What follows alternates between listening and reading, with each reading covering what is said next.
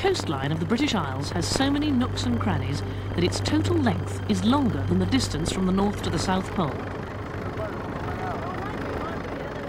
So, to sail around Britain, you'd have to be pretty dedicated and a good sailor. John and I clearly know nothing about sailing. We're starting our trip in a helicopter. Perhaps I should have been more involved in planning this trip.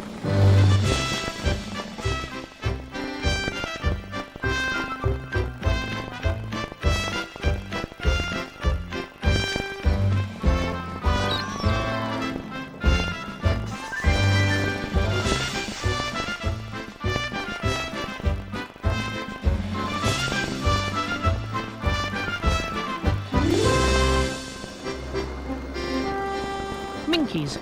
It's French for fish-hole sailor, and curiously, it's the name of the southernmost point of the British Isles.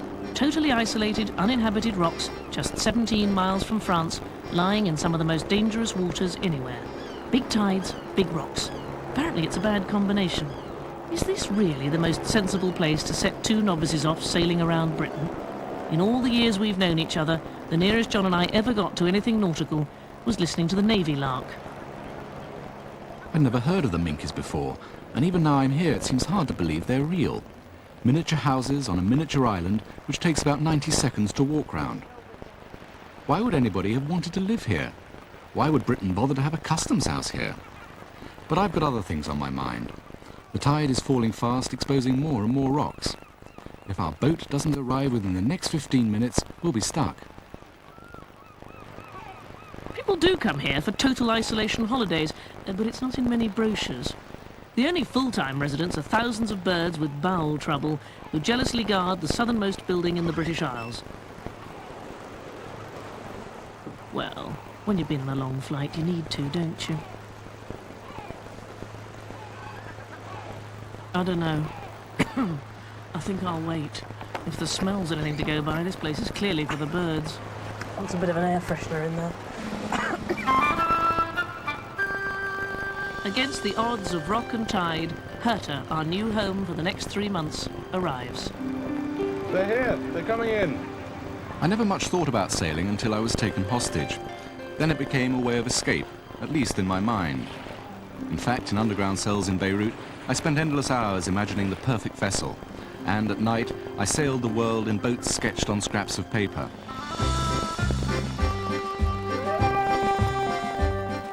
Of course, in my dream, I was the perfect sailor. Drake, Hornblower and Chichester rolled into one.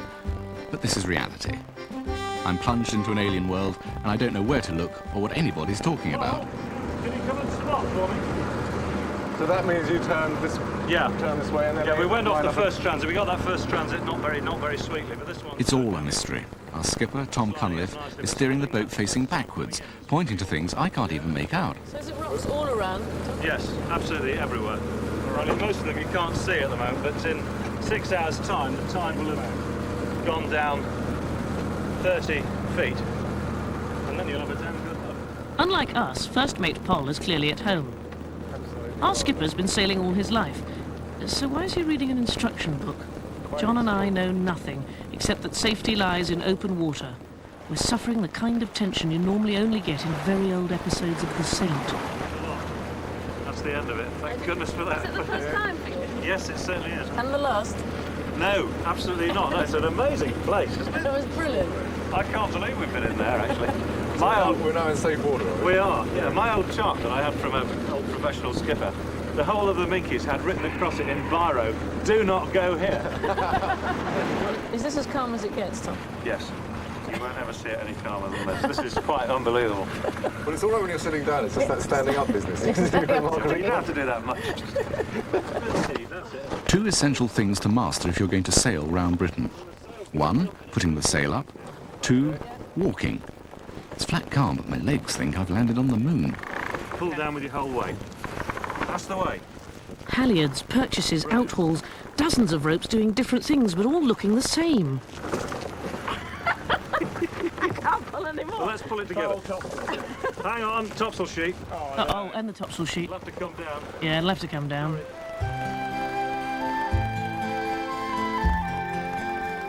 Herta's barely changed since being built as a working boat more than 80 years ago, but it's all new to us. My hands struggle with the unfamiliar ropes. I'm practically knocked out by the resiny smell from the wooden deck. And I'm not even thinking about doing that. Strangely enough, on a sailing boat, the first thing you meet is the engine. It's actually a tractor engine. Very reliable old tractor engine. Below decks, home sweet home. This is skipper's bunk, really, because you can be yelled at from the cockpit most of you when we're on passage, so you'll sleep in there on passage. The galley, with all the necessary, really. Tumbling, salt and fresh water. Get used to it, John. Two berths in there, on below. And from here, into the saloon. Oh, this is very nice. This is where all the goings-on go on the stove. Yeah. It burns stove nuts for anthracite. Cool. You have that going to sea? Absolutely, yeah. Is that safe on a wooden boat? Completely, yeah. Then from the saloon into your own cabin. Oh, this is very nice. No, my cabin. Which you share with the chain, which lives in there. Oh, that'd be nice. The anchor chain, but you don't hear it. It's pretty peaceful and quiet. To sleep in the top bunk, you have to lash yourself in. John's confident I'll be comfy. From our starting point on the Minkies, we're heading for Alderney before crossing the Channel. The weather's on the turn. Unbelievably, John and I are left in charge.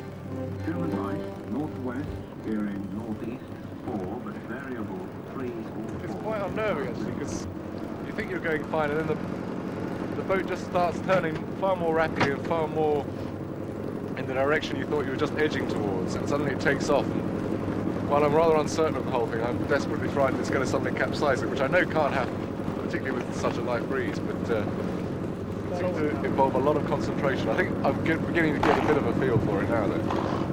I'm wondering what it's going to be like when it's raining and a lot windier. Rain or showers, moderate at times, moderate with fog patches. So far, I've learnt one important lesson. The Radio 4 shipping forecast is not the dull bit before the news. Becoming cyclonic for a time, occasional showers, then rain, thundery at times, moderate with fog patches. I don't like the cyclonic bit if I'm voting. The cyclonic sounds a little unnerving. Cyclonic for a time, it means that you can get wind from any direction at all. If the weather boys are The changing winds pose a dilemma. What's our safest destination? You see Lundy, they're forecasting northeast 4, increasing 5 to 6, 7 later. Well, if we happen to get that and we were in Alderney, we'd be in the deepest of the deep. At this stage, I quite enjoyed having a theoretical discussion about approaching fronts. Then one approached. I was ready to hit land, but not literally. We were led through the fog by a local boat, listening to a cow in labour. Roger. Now we need some sheets hauled now.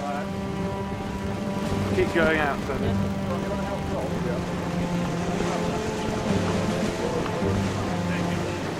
Much more practical. If you don't mind. Doing great. Come again. Oh, it's coming on thick now. I was desperate to be in control, but I might as well have been trying to fly the space shuttle.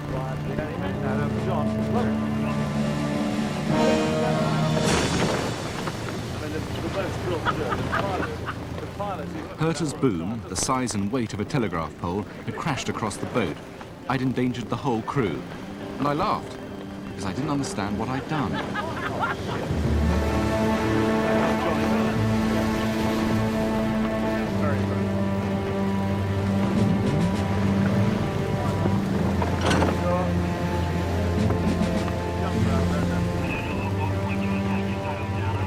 I'd rather get inside, over. With all the grace of a camel on ice, we'd arrived in Alderney. We'd have been relieved to have arrived anywhere. When you sail from the Minkies, which is the British Isles, to Alderney, which is the British Isles, you still have to go through customs. After 10 hours at sea and a near decapitation, I fancied a bit of formality.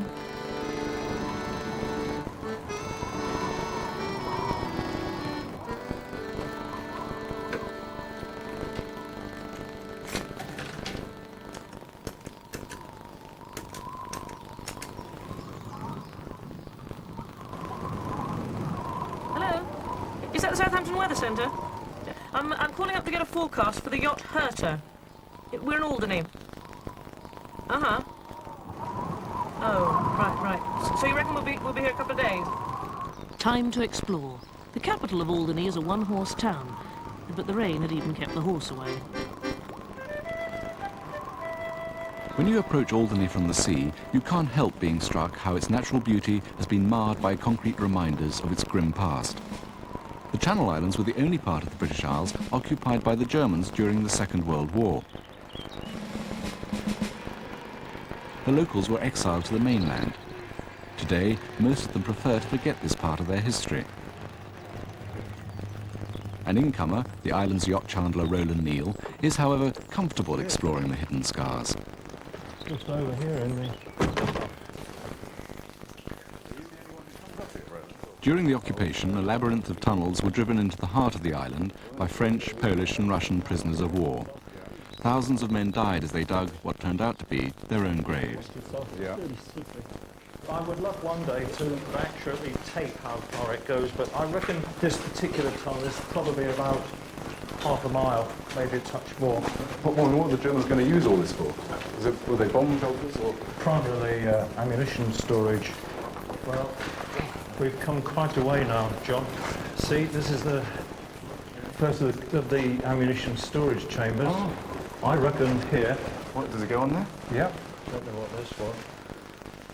Got a two-tone. The air in the tunnels smelled like the cellar of a condemned house.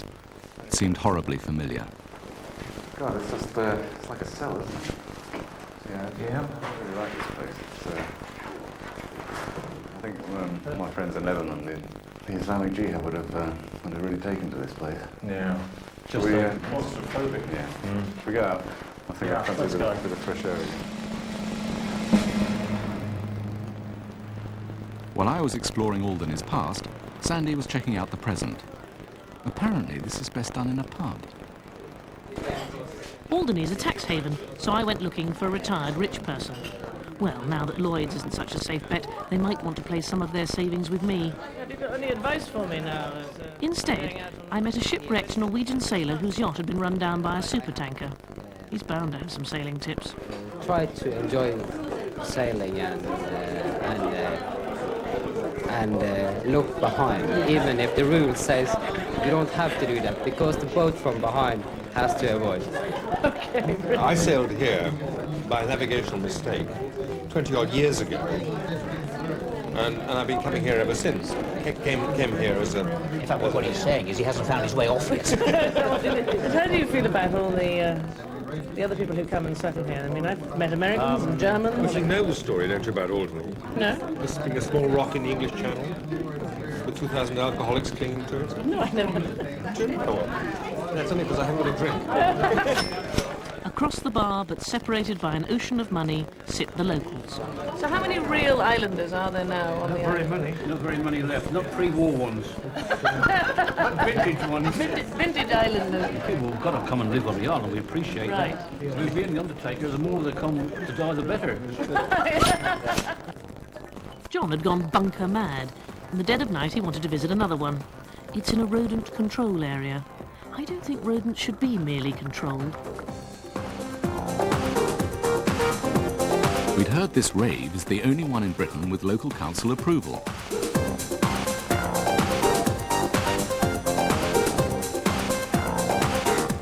The bunkers are indestructible, so they might as well be used for something. I think they should have had raves years ago. The Germans would never have stayed. The insistent raving rhythms stayed with us for hours. Even the sea seemed to have caught the beat.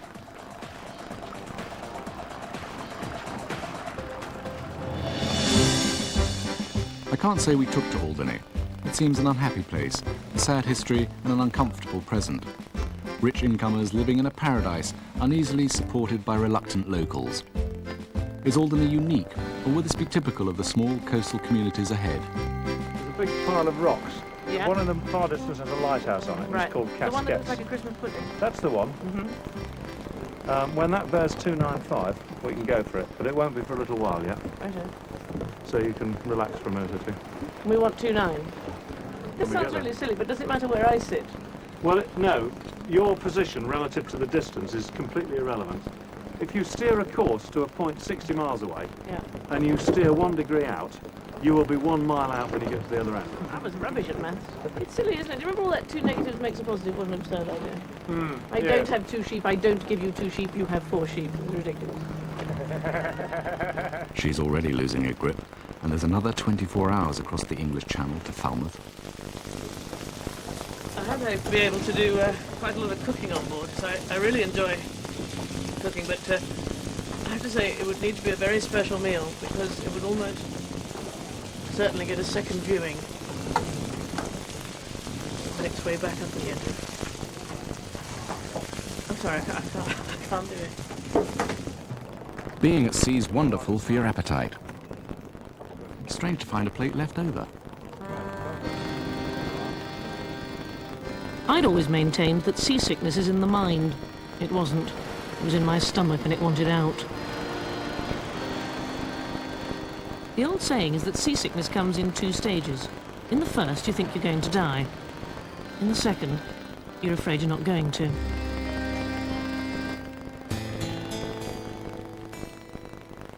My very first night watch. Sandy's final mumbled advice before she staggered below echoes in my mind. Don't forget to look over your shoulder. Not that I need reminding. We've entered some of the busiest shipping lanes in the world. I'm looking everywhere.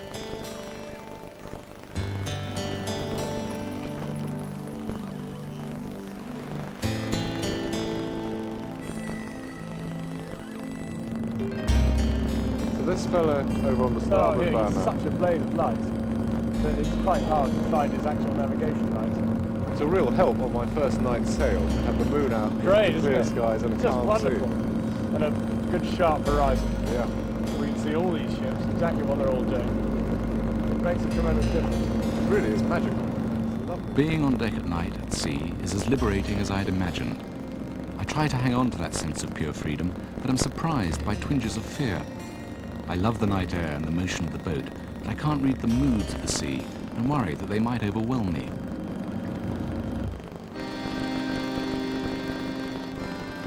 Fortunately, they haven't overwhelmed Sandy. By 5:30 in the morning, she's back at the helm, looking almost human. I thought I was going to have to be airlifted off yesterday. I was so seasick. I've never done anything like it. Apparently, Lord Nelson used to be sick in the harbour. I don't think that's very comforting. I thought we were mainly going to be doing a burial at sea. I wanted to go home, get into my bed, and have my mum come round and make me soup. But I feel a bit more cheerful this morning about the whole thing. Cheerful enough to cast an eye on John's home improvement scheme. This is what happens. The second you share a room with somebody, they start putting up posters. We're at the bottom of this map. From down here, it looks like a hell of a long way. Brilliant. We've survived the treacherous waters of the Minkies, the bilious Channel Island seas, and are closing on our second port of call. We've learned enough to begin to trust ourselves on the helm. I feel like an extra on the Oneiden line, and in that moment, I could have sailed the world. This is Falmouth, just under here. You can see the dark headland. In fact, you can see the harbour entrance now. Can you see the lighthouse is actually on? That light on continually down there. Yeah. Right down on the water on. It's just gone off. There it goes again. Yeah, got it. That's because it's what they call an occulting light. It's on all the time and it flashes off, as it were. And if you count the flashes... Occulting light? Surely that's something satanic. We're separated from our shipmates by a common language. And we'll jibe. The boom will come smacking across the boat and we'll do some damage. So what we're going to do is carry on down here with the Falmouth just opening on the starboard side, and then we'll have a cracking reach in. So we're not with going the to wind. America then? No, I'm afraid not, Sandy. No, not on this occasion. We'd run out of rum. Oh, well. That's all right. I've got very good friends in America. We'll be all right.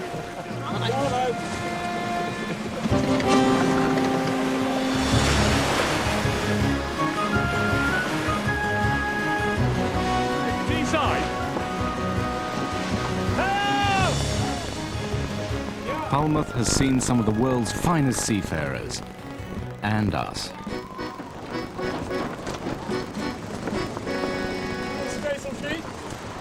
Completely tangled. Yeah, it's all right. It really wasn't my fault.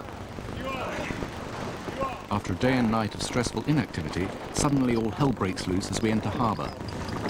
We need all sail over your side. You don't just arrive somewhere and tie up. There are 100 jobs to do, and in a cack-handed fashion, we get on with ours. At this stage, we may be the Robin Reliant in the Monte Carlo Rally, but at least we're on the right track. Maybe not going to this one. Hello, Customs. What was your passport, please?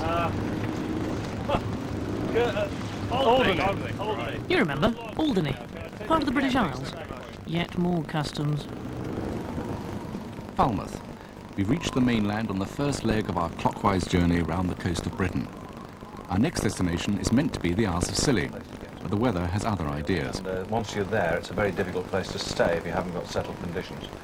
So, I think we should give it 24 hours on the strength of this, which really doesn't look too desperate. Herta is due to take part in the annual Falmouth Classic boat race in a couple of months. The organisers join us for a drink. In optimistic mood, we look forward to celebrating our return.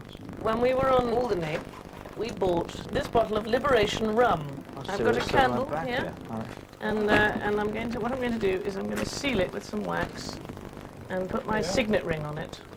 And Tina will show me that the seal hasn't been broken while we've been drifting around the coast. Well, I think by the time you've been all the way around, you'll probably be quite good. You think so? We'll know how to handle a classic boat. Well, you might know how to handle Tom as well by then. Well, I hope so. I mean, we're learning a bit. We're not going for that long, actually. It's not a lifetime. No, I think. But we hope to be back beginning of August. And do you reckon will we be able to make it in time? Well, I hope so. That would be very good, because you might be in a position to be our prize givers for the classics. Would you do that? That would be really good fun. That would be great. Terrific. So when have we got to be back, Mike? We've got to be back here by the 6th of August. But try and get here by the 5th of August, and then you can join in all the parties. That would be terrific. That time is going to be the anniversary of me coming home from Lebanon. Brilliant. So it's a really nice thing, and tying up with coming home again from the sea, and the Liberation rum obviously is perfect. Yeah. There's my signet ring. Right. That sealed it. Right. Very well. Liberation rum. Thank you. So we'll see you in 3 months. Mother Nature must have heard about our deadline. 24 hours later, we're off. Extraordinary. Looks like something out of a half-built space platform. No, it's you know what it is. It's the Falmouth rebirthing. That's what it is. Please leave your troubles behind. Come in, relax. I'll probably walk you down to the water for water rebirthing. Oh yes, very, It's the very current good. trend. Yes. I'm sorry we didn't have time. Hey, John, Yeah? can you give us a hand to pull the motor, mate? Well, no, it's okay. Enough of the water birthing. 1/7 of Nelson's Navy wore trusses due to hernias from rope pulling. Only a 7th? How tough is that one, John? Is that tougher than the men's one? Speak to me in a minute. Yes. They're not desperate at all. I've seen a lot worse, actually. I think they're making up for in intelligence what they're losing for in brawn. So this one, the main sheet, you pull that up, and then when you want to tighten it, you pull on the throat purchase for the main sheet on the other side. Main halyard, So it's always on yes. the other side. Nearly always, The tightening bit. Yeah, that's right. Yeah. Main halyard. Main halyard. Yeah. Sorry. They'll do, yeah. Failing anybody better? I know how to turn the cooker on. That's amazing. I worked out the four head. I worked out if that's the right. I can't like the other toys. I can't reach.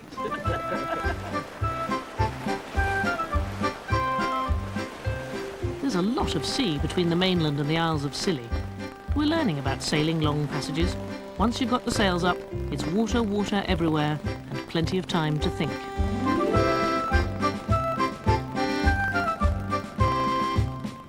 "11 hours later, the Isles of Scilly, the most southwesterly community in Britain.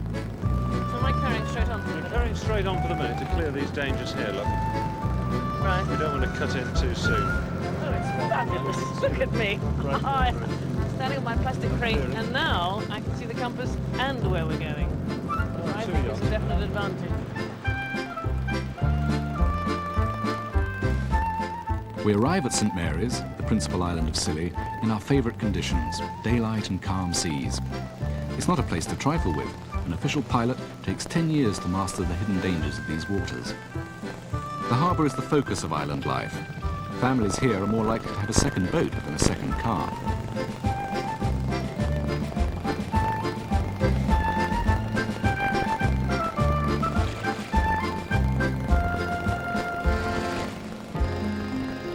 Drowned. It's my least favourite nautical word. The local graveyard is awash with reminders of the fickle nature of the sea. On a tropical day like today, it's easy to forget the storms and tempests which have claimed generations of Scillonians. but I'm in a holiday mood. Here's the thing. Thousands of gallons of water pound Herta's hull every day, but fresh water is at a premium. Consequently, one or two essential tasks don't get done. Hello, good afternoon. Have you a bag of laundry? Yes, certainly. Terrific. What name is it, please? It's Toxvig, I'll spell it quick. Are you a native of the islands? No, I've been here 32 years, so I'm getting used to it. I came to work here for the summer, and I thought it was Sicily, you see. So I had an awful shock. I agreed when Maggie suggested a change of clothing. I must have misunderstood. The next thing I knew, I was backstage with the Solonian entertainers. So what are we waiting for to start, is it? Well, we're really waiting for Maggie. Maggie? Maggie. She had a big load on at the laundrette. Real pro, she'll yeah. I've literally just arrived on the island, and already I'm being welcomed with open arms, grease paint, and a nightie. There was no distinction between long-time locals and newcomers. Can you go through it quickly while you're changing? You'd think these islands invented friendliness. Going on any stage makes you nervous. But when you don't know the words, the routine, and you've borrowed the costume, you can only hope there's no one you know out front. I'll leave my jeans on next time. I've just realised I haven't got my clean pants. From my seat at the back of the hall, a small blonde woman looked strangely familiar. Are you all changed, gentlemen? It all seems so professional, but I mean, do you have things that go wrong? What sort of things go wrong? We had a dress rehearsal. When we were dressed up as Spaniards, my bleeper went off. What do you do? I'm the local police chief. After chatting with the police chief in his smalls, I was ready for anything. I was a banker, an international banker, working for Americans. Wow, big money. Oh, Right. fantastic, yes. So did you fit right in straight away? Well, yes, because I think what you have to do when you come here is to forget what you've been before. And you have to just say, I'm sorry, I don't know how to tie a knot. Will you show me how to tie a knot to stop my boat floating away? You know? If you do that, they're pretty good with you. If you fling your weight about, they can find little subtle ways of not helping you when your boat does float away. I've only just arrived on the island and I'm already making a fool of myself. Do you think I'm going to get on with the island? Oh, I think you will. I mean, the more of a fool you make of yourself, the better it will be. Oh, well, okay, I'll be well in, Bill. Wee Willie Winky was a merchant banker, I was a lifeboat man, and John was hysterical.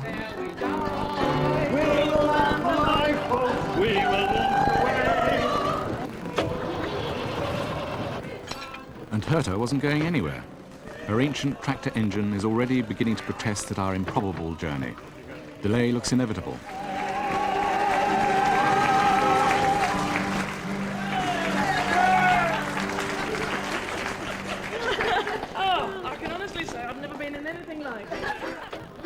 We've travelled and travelled, but only covered a fraction of the coastline. In 2 weeks at sea, we've learned a bit about sailing, a lot about the weather, and all the words to who will man the lifeboat. This may not help us get round Britain. It's keeping us cheerful.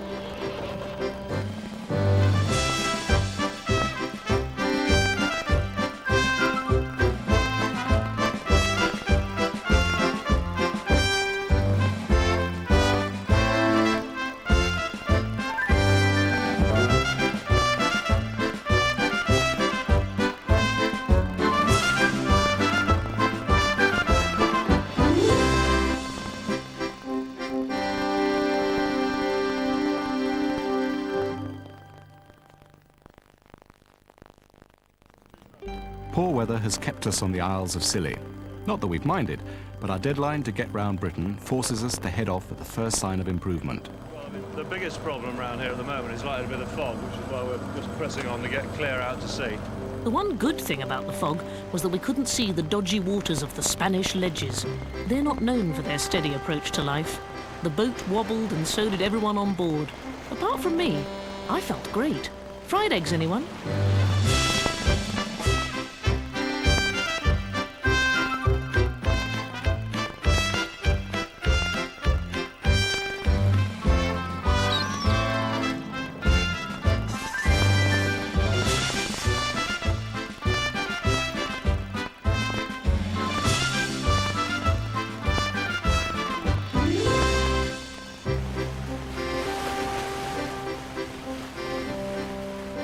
we've touched the southernmost point and the southwesterly corner of the British Isles.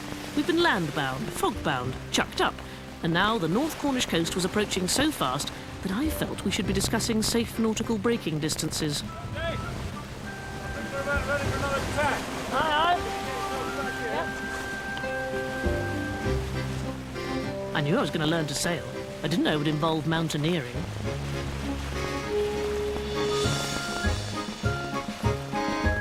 Two weeks at sea and we're only just heading for our second port of call on the mainland.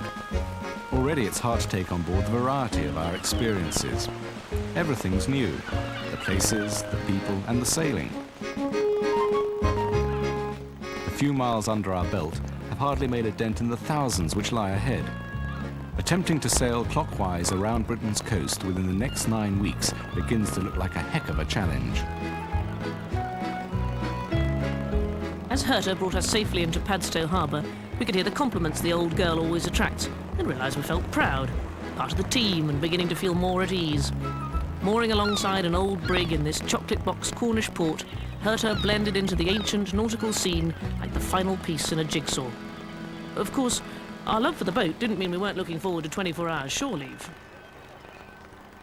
Cornwall is full of literary connections, so Sandy beetled off to track down a character from her favourite book, The Good Food Guide. Hi, Rick. Hi, I'm Sunny.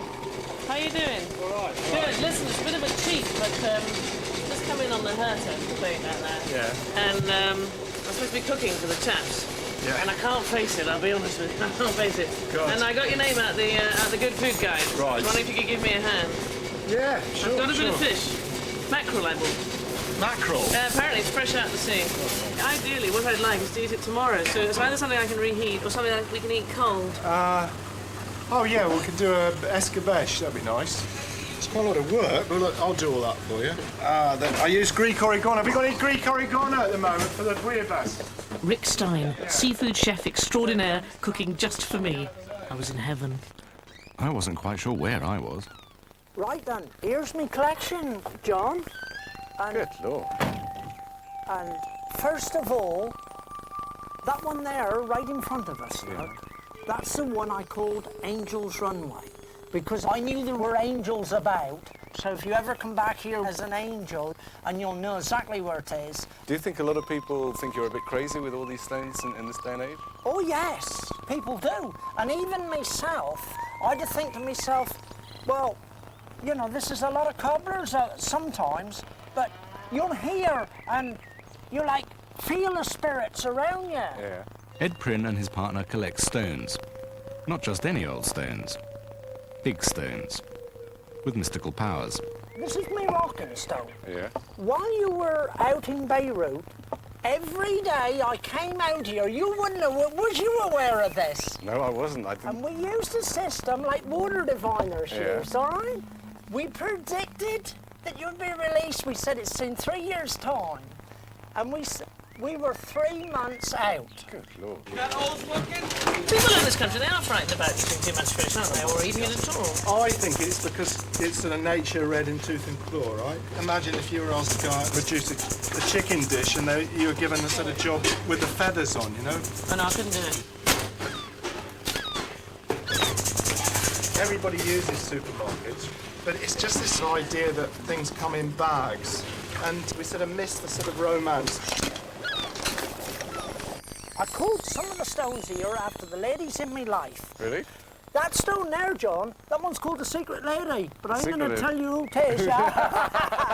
That's your secret. Yeah, my secret. That one's called Jackie, and she was a bluebell dancer. We had a full leg, and I was going to put her down behind for punishment. But in this stone world, it's very unlucky to touch a stone, all right? I've got this tiny little galley on the ship, and I can basically cook in kind of one large pan. Have you got any advice for me in cooking in that kind of confined? Yeah, I mean, really, you don't want to mess about. Don't mess about, and Rick's passion for cooking distracted him from my question. I'm not surprised. I'd have bought the smell if he'd bottled it. Yeah, brilliant, brilliant. We've had bank managers and lawyers, they go bananas when they come down here and stay with us for like a weekend. Really? Yeah, because it's so mystical, see? And they ain't used to it. And as I say, me and Glynis know all about the powers, but they don't. A legend says if you walk under a big rock, you're lucky. There's one 7.5 ton there. Let's walk underneath. Yes, you get in there. What does this signify? What's this? That's a rival to the Blarney Stone. We called it the Dreckley Stone. So if you touch this stone, we guarantee you'll have better luck Dreckley. We give it a real guarantee. Can I do it? Yes, I guarantee that you'll have real special luck Dreckley. Just try a bit. It's really... Rick had transformed stuff I would find in my kitchen, carrots, onions, vinegar, into a 5-star turn in the Good Food Guide. I could live in here. Could you? Fabulous. In the time it would take me to spell mackerel escabeche, my £1 worth of fish had turned into a £1 million meal. You're a star. Oh, great. You're a real star. All these names, Ed. Well, how do you choose them? They're philanthropists, entrepreneurs, eccentrics, because we've chosen some people here that very few people have heard of them. Right, all right? So everybody has got a chance. In 100 years' time, it will be like a cemetery.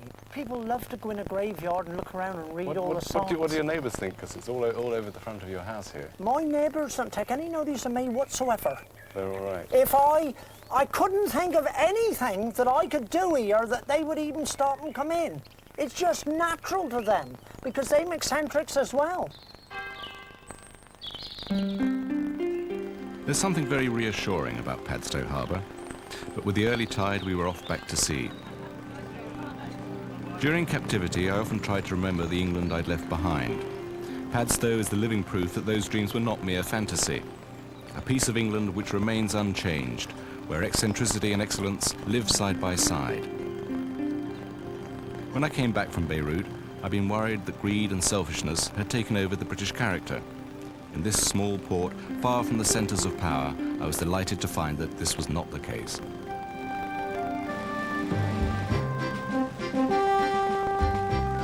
For 12 hours we headed north across the Bristol Channel. These are the busy waters where Herta once made her living sailing pilots out to ocean traders. She'd have a thin time of it now. We didn't see anybody. We were heading for the small island of Skomer off the Welsh coast. It's a nature reserve and hardly anyone ever visits, so we made an appointment. It was a mistake. We've got about 2.5 hours of usable daylight. And the North Haven is a non-starter, I'm afraid now. Yeah, it's going to be blowing straight in there. It'll actually be dangerous. I don't think it's a realistic option to beat 90 miles up to the Menai Straits. We can do what probably the seaman-like thing is and sail into Milford Haven. So when will we make that decision? It's 6:30 now. We'll have to make that decision before 7 o'clock. The wind has no respect for social timetables. We were due on Skomer, but forced round the corner into Milford Haven. I always thought when you went sailing, people were very kind of military about everything, but it isn't like that at all. It's a bit of guessing, really. Don't people know what? I thought it was very sort of military, and I think I just don't know enough. No, you can't be military with the wind, can you? No, that is the trouble. Sheet can come off, please. Stay sheet off. This one's going to free you if it gets to us. I didn't fancy Milford Haven. Oil refineries, factories, industrialists. Hang on. Yeah, on the dark. Oh, this is why it's nice to sail places. I never thought I'd say it. If you've never been to Milford Haven, approach by sea.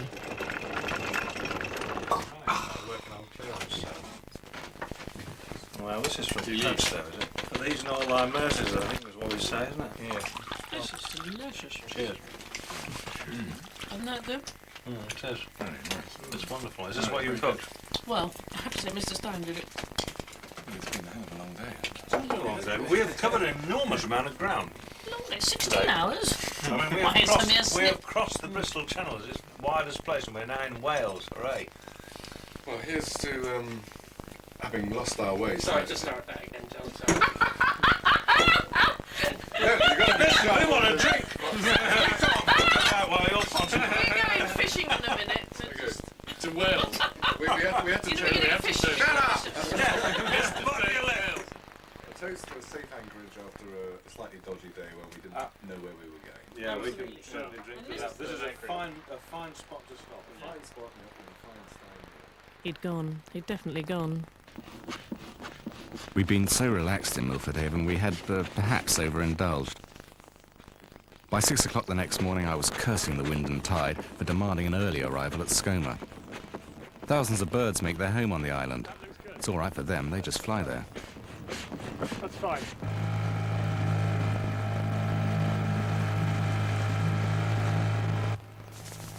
You're prepared for the beauty of a nature reserve, but not the sound effects.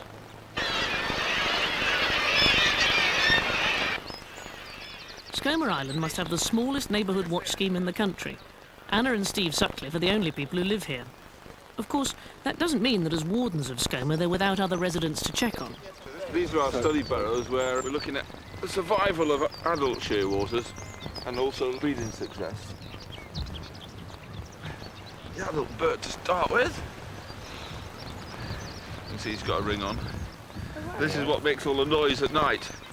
160,000 pairs of these or thereabouts, and we've got 150 odd research burrows here, which are all designed to follow the lifestyle of these birds, really, and these will live for 35 years if they're lucky. Meet the unique Skomer vole. Amazingly, this tiny creature might just offer a lead to a cure for cancer. The highest numbers are in sorrel and bracken communities, and there are chemicals in those which are carcinogenic. So what does that mean? They must have some natural immunity? Yes. What a... Incredibly. But I mean, potentially that little chap could be hugely important. Yeah. Yep. This puffin's ignoring us completely now. So why would he be standing around so close to us? Well, we're probably close to his nesting burrow. That's You the saw he problem. was just coming up just now. On a sunny day, it's easy to get carried away with the romantic notion of life on a small island. Does it take a long time to acclimatise to it? Well, no, because we'd already been involved with the place before in a sort of amateur way. It still comes with a bit of a shock when the water doesn't work or the electricity or the gas doesn't work or something, and you've got to go and put everything back together. Yeah. And the voles have eaten all the wiring and things like that. You know. It's a fantastically well-paid job being a No, warden. it's very poorly paid, really. And most of these sort of jobs are. One of the reasons why we're having to leave is because Stephen's got a job that's on the direct mainland, and it's paying more money as we run out. I think it's the perception that because you enjoy doing something... And you live in a fantastic place while you're doing it, you can do it free. It seems ridiculous that such an important place should rely on selfless enthusiasts to have any chance of survival. I don't know that I would choose to live in such isolation, but it's good somebody does.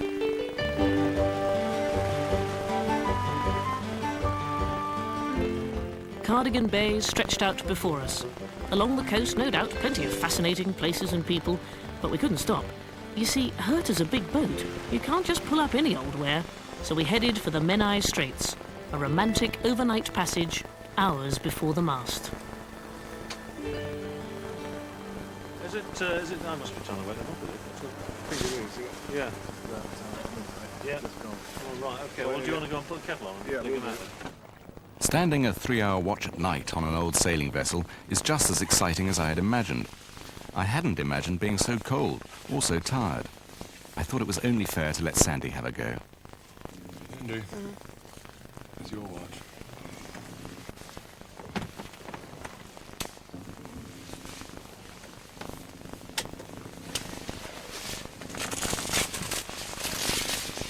It takes a lot of effort to look this good when you wake up.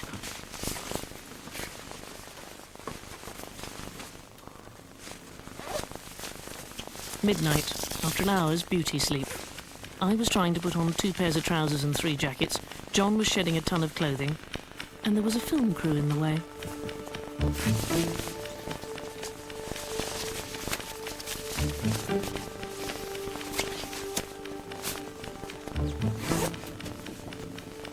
Oddly, none of the others offered to come and keep me company on deck. From midnight till 3.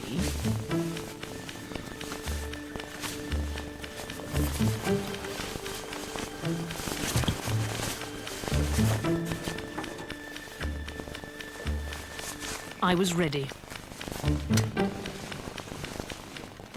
John, I want to go to the toilet.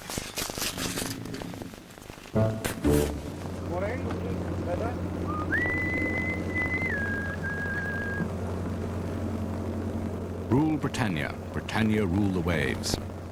That's the theory, but the waves, or rather the tides, are ruling us. You have to cross Carnarvon Bar at exactly the right moment or you get stuck. We're too early.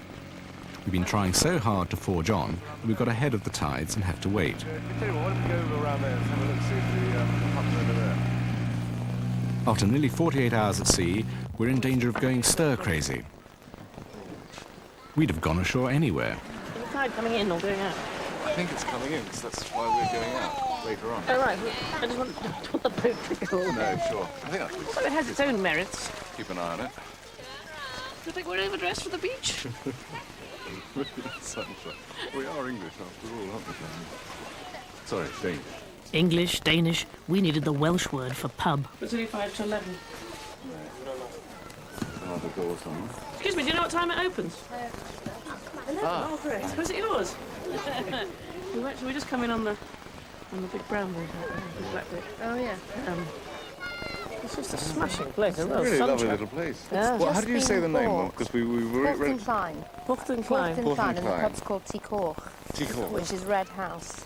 Given that you'll be opening in a few minutes, how do we order a pint? Guy, paint o cwrw chwerw os gwelwch yn dda. Cwrw chwerw is bitter beer. Cwrw chwerw. Chwerw is Cwrw bitter chwerw, beer. right. Yes. So, Guy, paint o cwrw chwerw os gwelwch yn dda is, please may I have a pint of bitter beer? I think I'd need one first and then learn. Yes, I think I need a few. So this is what this seafaring lark is all about. Turning up somewhere you've never heard of, never meant to visit, and walking away with a gift from someone you've never met before. Lunch on china plates. This bay can only be reached by sea or on foot. If I were them, I wouldn't be so welcoming. I'd keep it all to myself. Time and tide wait for no man. Sandy and the outboard, however, have their own agenda. Oh, where's the, hang on a minute. Have you got the choke? Yes, all right, I'm doing it. Oh, yeah, the choke, that's right, yeah.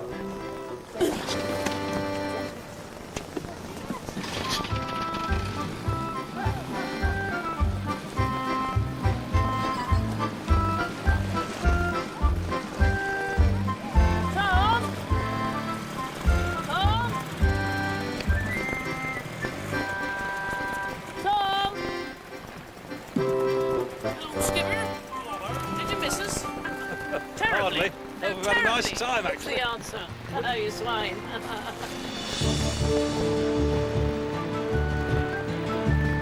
These people are saying more in here, aren't they? I think John was getting the hang of the nautical jargon as we made our way across Carnarvon Bar. "Avast behind," he called to me. I was too busy to answer. A series of numbered buoys marked the shifting sands of the bar. If you don't concentrate, you can find yourself digging your boat out with a bucket and spade. I was looking so hard, I forgot the basic sailing rule about looking over your shoulder.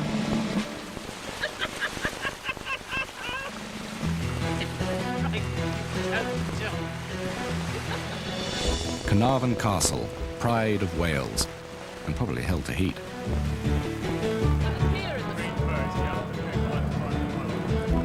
Safely past the hidden dangers of the unpredictable channel, we would have breathed a sigh of relief, except we were now in the alarmingly named Swellies, a tide race between Wales and the Isle of Anglesey.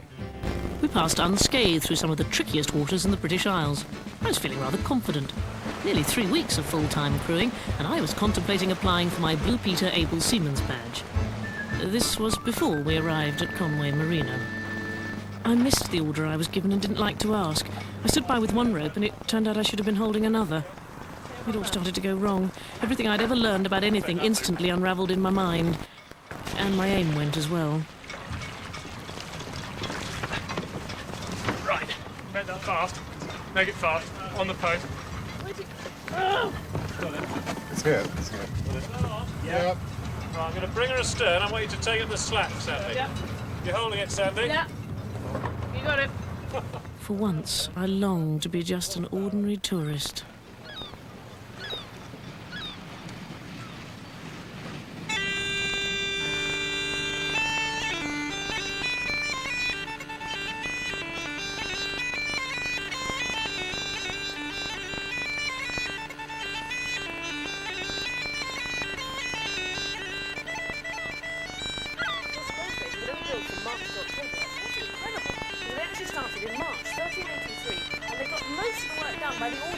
1587. 1,500 men. Of course, it would have looked even more incredible in the 13th century. I mean, all these walls, right, they were rendered and then whitewashed. Imagine that. It's another small area where even if your troops get in, you can kind of contain them in here. And then up there, are you listening to me? About the hall. Nice girl. Means well, but once she starts... All the way around the tower. From here, you can just see across the river, and that's where the sandstone came. That's the bits all around the windows. John?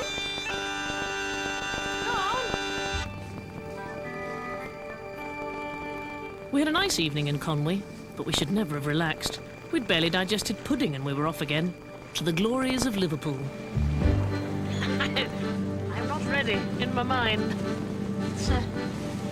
It's always sooner than you think. Liverpool's a good place, so it'll be fun. Very nice.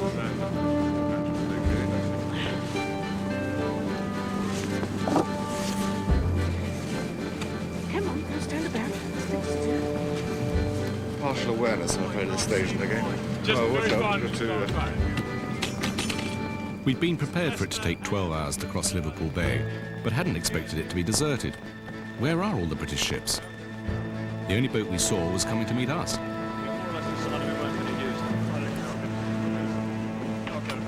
The approach into Liverpool docks is extremely complicated, and to be honest, I was looking forward to handing over to an expert pilot. These guys do boat-to-boat transfers all the time, so my orders were clear.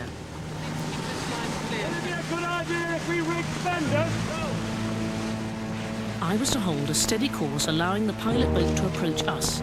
I was blinkered to everything except our course. Which is why I never saw him hit us. What? I didn't expect him to actually hit us. No, I thought he was just going to hop across The nautical world is still new to us.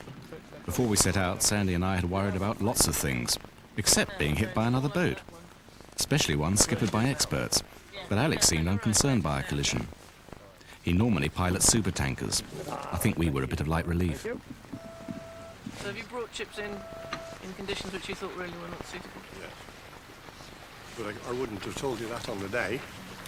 Because if it had come unstuck and it gets to the Admiralty Court later, they would have said, well, why did you do it if you didn't think it was a seaman-like thing to do? And the answer is commercial pressure. If the ships don't come in, they'll go somewhere else.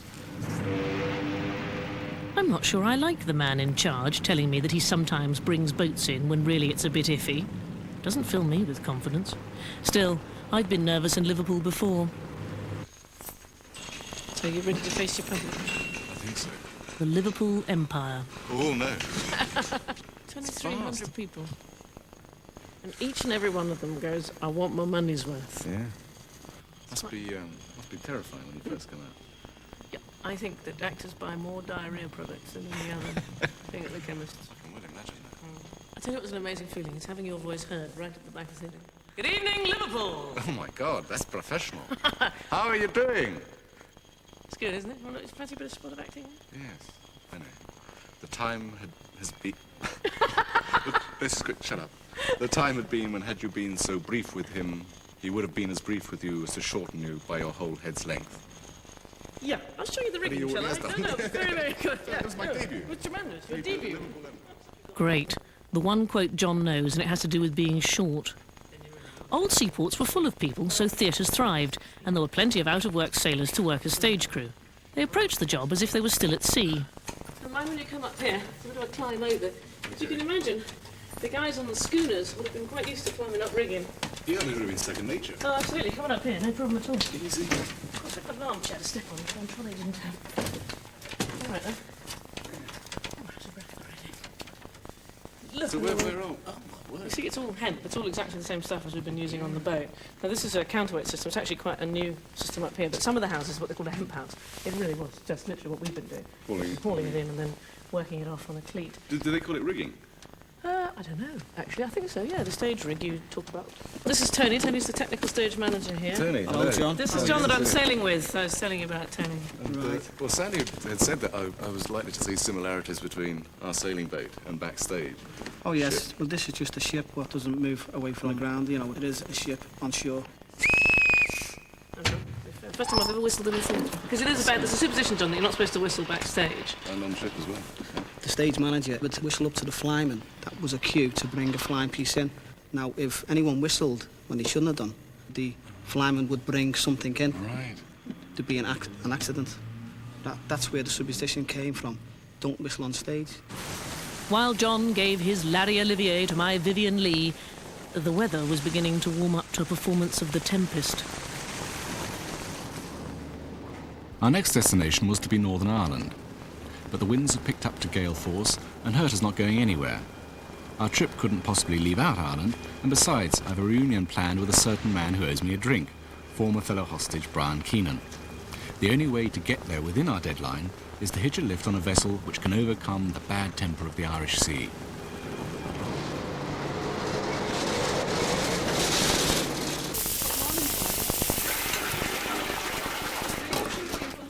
Hi, Brian. We're in Liverpool, as you know, and the problem is that we're facing gale force winds apparently across the Irish Sea. I might be able to hitch a lift on a coal boat that apparently comes over to Belfast every evening. So we'll be on for Bangor tomorrow night, and with any luck, meet you for a couple of bevies there. Okay, mate. See you then. Bye now. Had a very light breakfast today, and although it's lunchtime, I'd like to go for the full fry. Will that be all right? Yes. Would you like beans or tomatoes on it? Tomatoes. The Irish Sea is the worst crossing you could ever have. Great. Just to cheer you, it always is. They always say if you can cross the Irish Sea, you can cross anything. Perhaps ordering a full breakfast was a mistake. Well, I guess I'll see you when I see you. How's it feel? Well, fine in here, but the skipper reckons it's going to be a bit a funny voyage, he reckons. What's the forecast for? 8, maybe more, as the winds, and it'll be coming straight on the nose, I think, because it's a westerly gale. Well, Have you seen it out there? I know, and that's just the river. If you don't come to Ireland, I'll make my way to join you in Scotland. Give Brian my love, won't you? I will. We don't want to separate, but one of us has to stay to crew Herta when she can finally move on. I wasn't happy at being storm-bound, but I'm beginning to expect the unexpected. Within the next 8 weeks, we're supposed to have sailed around Britain and returned to Falmouth. For all I know, I'll still be in Liverpool.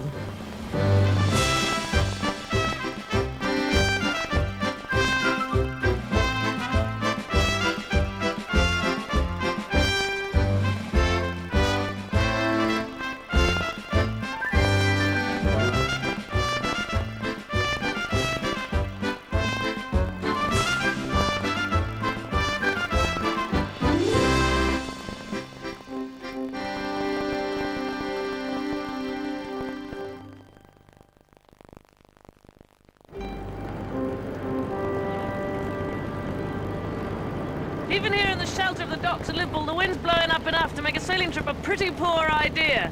But Mr. McCarthy has got a party organised with a certain friend of his called Keenan, and he's determined to get to Northern Ireland. So he's hitching a ride on that thing. I'm staying here until Herta can leave port. But I've heard that there's a couple of things on the boat that need greasing. So I'm looking forward to that.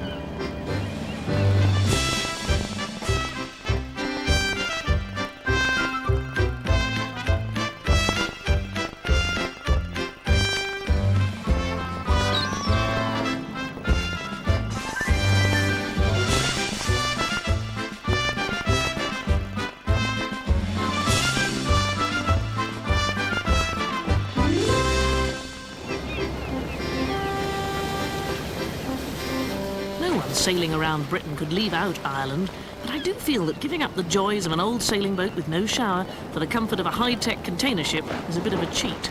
But I feel noble staying in Liverpool with our yacht Herta, and a bit jealous. Yeah, Crosby outward, which hazardous. The Kirsten sails out of Liverpool for Belfast every other day with an entirely international crew, none of whom are British.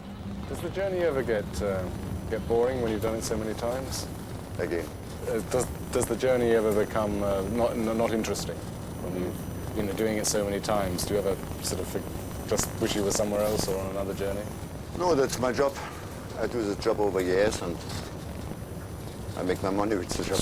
Sure. And I guess there's always something new to see. Yeah. Always other ships, always new weather. It's a 12-hour crossing. Plenty of time to get to know each other. Liverpool's a friendly city. I've only been stuck for a couple of days and they're holding a parade. Yeah, I'll tell you what. Do your cheating half here in a sec. How's that? Wait a sec. The city's health may be a bit dodgy, but nobody's ever going to kill off the spirit of these people. The whole night through, your cheating heart will tell on you. Elvis is dead.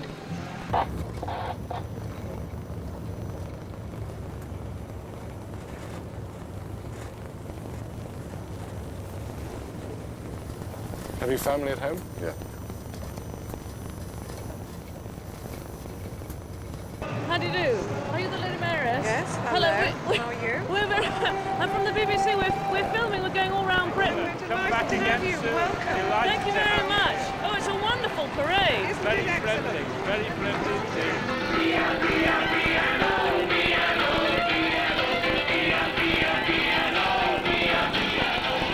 Delightful. Oh, well, thank you very much. I'm sorry to have troubled you. Very nice to meet you. Thank you very much. Bye-bye. Brilliant.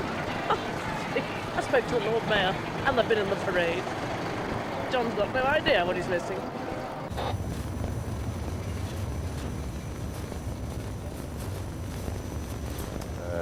Tonight, there aren't so many ships around. Is that normal? Is it quite a fishing shipping area?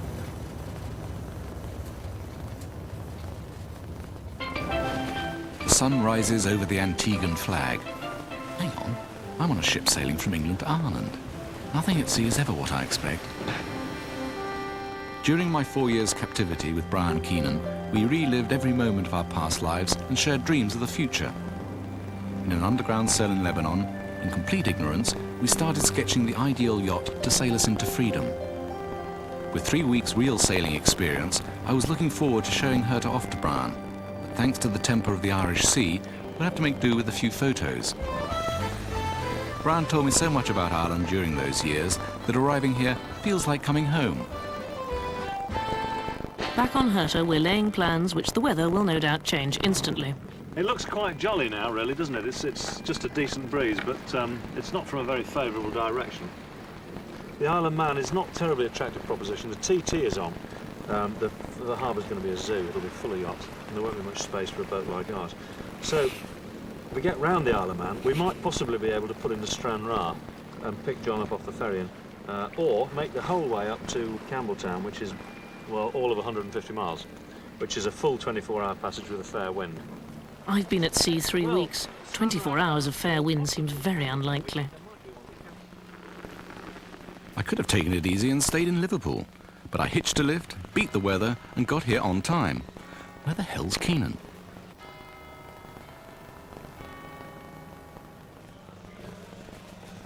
Well, man. Oh, what about you, son? How you doing? I'm fine. Let me get the one on. I'm one ahead of you.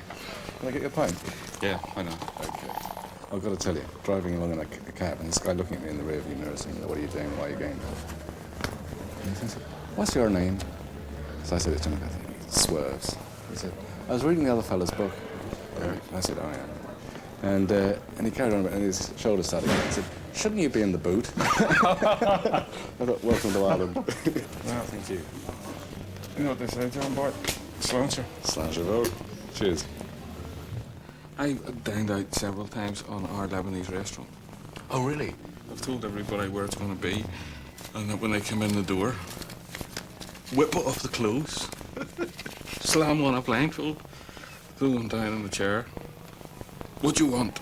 Give them a menu. And they'll go up and look at the menu. Whip the menu out of their hand. Pistol whip them a few times in the old Kalashnikov.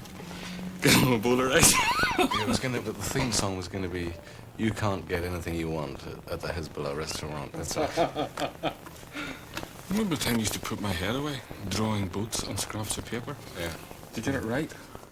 Well, sort of. I think we designed the interior based on that little room we were in. Sure, yeah. We fitted a lot more into it. It's got a coal stove. You know, I used to say you can't have a coal stove on a boat. Told you. It's got one. Stove. It's marvellous. And it really warms the place up. So, Did you relate the claustrophobia to back in Lebanon? Yeah, I worried about that. Yeah. I'm wondering what it was going to be like. And then I thought, well, I mean, I've had a lot of experience of that. And it was terrible people, having to live with terrible people. Oh, yeah, yeah. Well, I know all about it. Yeah. But But actually, it hasn't been too bad. I think maybe it is just the fact that, although, you know, it takes a while to get to know each other, we've only been going just 3 weeks now, there is that sense of being able to walk out and just lose yourself completely. But Dom's having a really horrid time. But we know how to have a party. We know how to party. Storm-bound sailors used to go wild in port. I haven't quite got the hang of it. Strangford Lock. I've seen it before, but only in my mind's eye. We were together 24 hours a day for 4 years. That's plenty of time for detailed descriptions. Remember I told you when I was 16 and I thought I was W.B. Yeats? And I come down here, I come down here to go to one of these sessions, and I had this bloody windmill for sale. Oh, that's the one you wanted to convert. I remember, yeah. And we worked out how to build the roof on it and the staircase. Do you remember how you did the staircase? Yeah, with playing cards. That's amazing. Right. Amazing. So that's it. Wow, I can see why you want it. Is it still for sale? I think you should just go and take it, you know, just... Nobody else is gonna want to do it.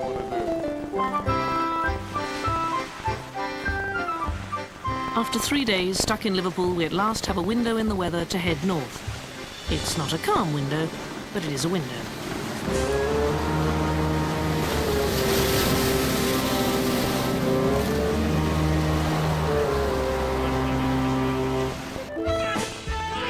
Gaelic football is unique to Ireland. I couldn't follow it. It even seems a mystery to some of the Irish. Another thing which I've never been able to understand is you'll watch it when they're passing. He's got the punch the ball out from one hand to the next. You can't just. You can't just throw it. Are you familiar with the rules? Well, I'm explaining to John what little I know of it, and I don't know that. Underneath the crossbar, the goal is equivalent to 3 points. Yeah. Right. And over it, just 1 point. The player who receives a fisted pass will have to deliver the ball with his feet. You'll have to kick it. You won't be allowed to pass to another player. And what's the difference between the rules here and the Australian rules? One of your friends says you can do anything in Australia. Yeah, you gotta be well, it's not far wrong. Tackling in Australian football is a bit more like a rugby tackle, to me anyway. This is more of a friendly then. To a degree, yes. After a goal, do they kick it? Oh, whatever it is. They bring the shove off from the middle? No, from the 13-metre line. Right. Oh, sorry, it'll be 20-metre line. They bring it out the 20-metre line. I was confused. Brian was confused. Even the expert was less than clear. The game was a draw, so the visiting team was declared the winner. We end up giving the prizes for a game we hadn't understood to winners who hadn't even won. I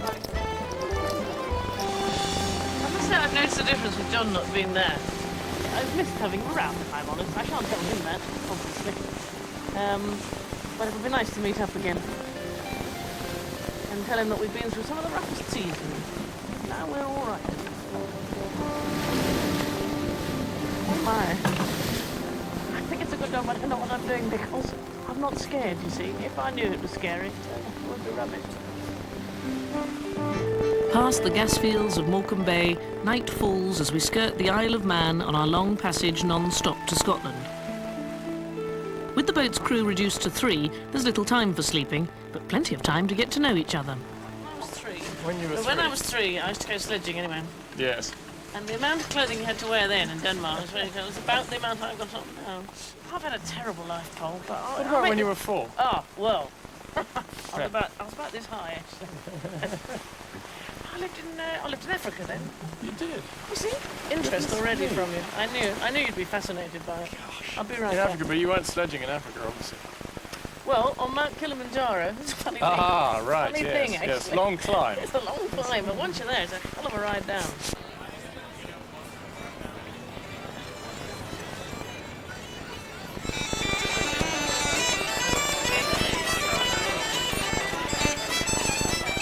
We're surrounded by all the things we were deprived of for so long.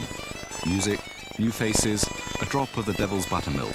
Brian and I will never take them for granted again. I'd felt duty-bound to include Ireland in our trip. How I'd suffered. Next task, find Sandy. Oh, lovely. Did I tell you about the time when I was 5 and my brother got given this really brilliant red fire engine? Yes. Yeah, anyway, so it was Squinter, right? And it was really cool. And I really wanted to By the time we'd reached the Mull of Kintyre, I'd grown up and Poll had started on his childhood. I think I must have been about 7 or 8. We'll see. I got a message that Herta was en route for Scotland. The first boat out of Belfast was the ferry to Stranraer. It was an early start, but that's nothing new. Of course, normally I have ropes to pull and sails to set. It's odd being at sea with nothing to do. Stranraer by 9:40 this morning. That's 20 to 10 in Stranraer. Sandy must be run off her feet.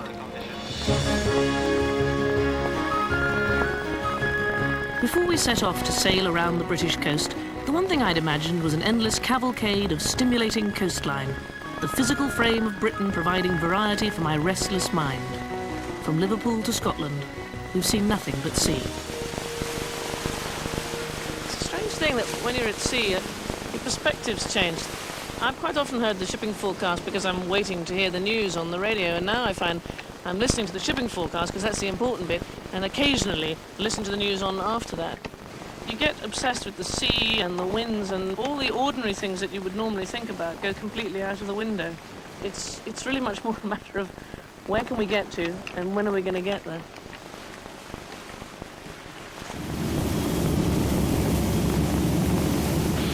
The yacht I hope to be rejoining has been sailing up from Liverpool they were due to set off yesterday morning, and I wondered if it was possible to try and get in touch with them just to see where they are, in case maybe they could pick me up in Stranraer. Could be somewhere in this area.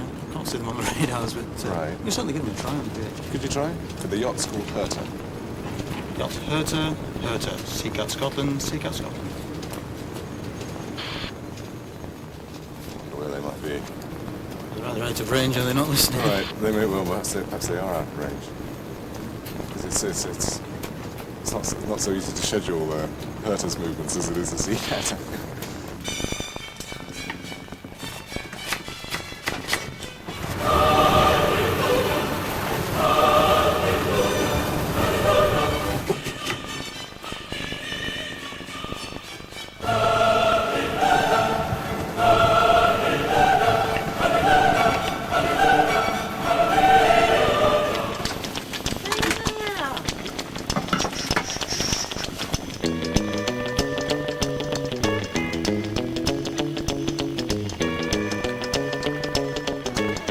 Hungry for anything to occupy myself, I began trying to make something tasty out of tins and missed the most interesting thing that had happened for 36 hours.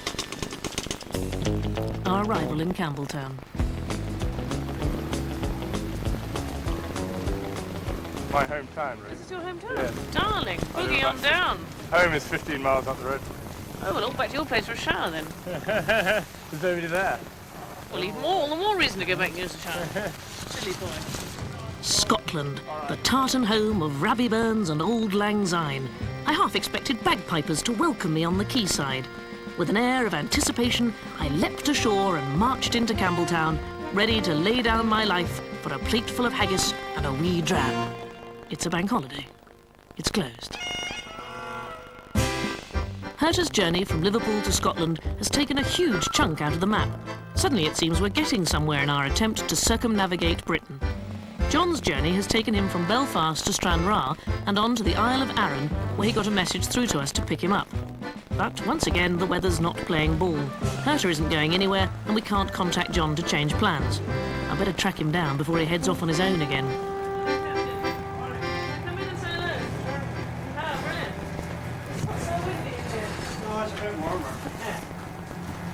Oh, you've got a brilliant view up here. How often do you go backwards and forwards in a day? 10 runs each way. How long have you been doing this? This will be my 22nd year here. Do you ever get bored just going backwards and forwards? Oh, yeah. I got bored sailing from England to Scotland. Imagine treading the same waters day after day. But it is pretty. Is there much unemployment on Arran? Is it? Yeah. So what is the main industry now for the island? Tourists. Sweaters. I would imagine. Sorry? Lots of sweaters. Arran sweaters. No, that's the wrong Arran. Oh, is it really? That's the Arran on the west of Ireland. Is that right? No sweaters? I tore up my Christmas shopping list. I think it's very unfair of the British Isles to have several places with the same name.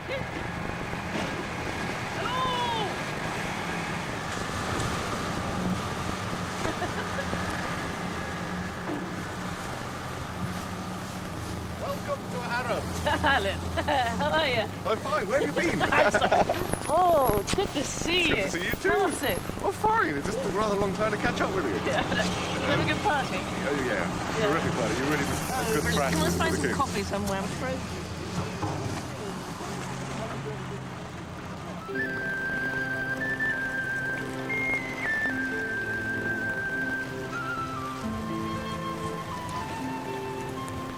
I know it's called the British Isles, but I can't believe how many islands there are.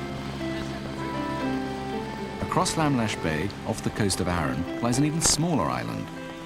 The bad weather means we've got time on our hands, so Sandy and I decided to visit the inhabitants of Holy Island.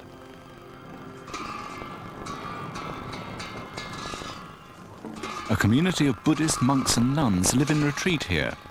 I'm fascinated by people who choose to live in isolation, but feel strangely nervous about meeting their spiritual leader, Lama Yeshe Losel, from Tibet. Nice to meet Lama Yeshe told us he'd first seen Holy Island in a dream. He knew he had to set up a community here. A year after its founding, the monastery attracts followers from all over the world. Surrounded by the sea, this isolated place helps the Lama's students reflect on the different stages of Buddhist meditation. We have like a meditation technique. It goes in like 3 stages. We say beginner's meditation is like a rushing water from the mountain. Then when you get sort of middle, it's like a river Thames. It's moving, but you can't see. When you get into such a good ability, then like a sea without waves. So people who meditate from there, they should sort of see the sea as examples. I think it's kind of... At the far end of the island, novices can choose to enter total retreat for 3 years, 3 months and 3 days. My own retreat had been enforced, so I'm curious to know if the young monks and I faced similar difficulties. It's a shock, even though it was my own choice. It was a shock, and I didn't know what to expect at all.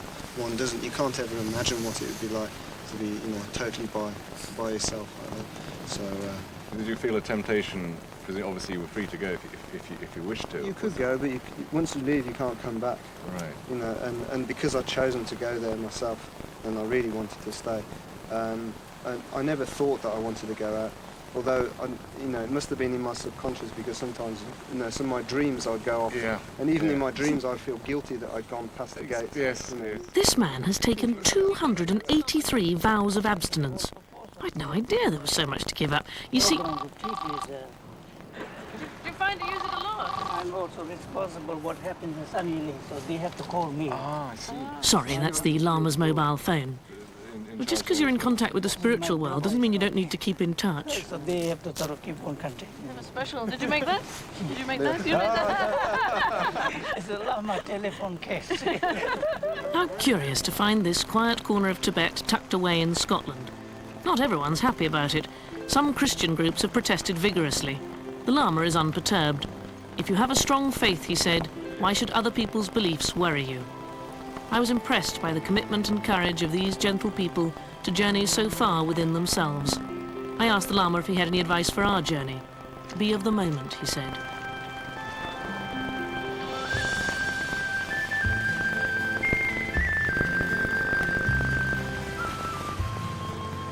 The weather decided to be of the moment and release us into the glories of Loch Fyne. 10 minutes now, folks, maybe 5. We'll be get sorted out as soon as we can now. Okay. I have dreamt of these waters, home of the Loch Fyne oyster. I was prepared for gastronomic excitement. I was prepared for my job as a member of the crew. I could tie everything to my thigh now. Bow line and stern line on. Are you on the V8 there? Send us over, please. Right, I was less prepared for all the tension. we may have to abort here, Paul, because there really isn't a lot of room. I think we're all right then. We might squeeze in. Depends where the gate is. Looks a bit dodgy. There seem to be 2 main dangers: crushing the small boat on the left or impaling one of the lock gates with our bowsprit. Very nice, thank you. The gentleman got a sense of humour. Either one would make a poor show of arrival in the Crinan Canal. The 9-mile-long Crinan Canal cuts off a corner of Scotland, saving us 150 miles, which at this stage is useful. We've got to be back in Cornwall in 7 weeks. What with our various detours and the way the weather's looking, we need all the help we can get. The entire A83 comes to a halt to allow us to pass. Basic rule of sailing. Motor has to give way to sail.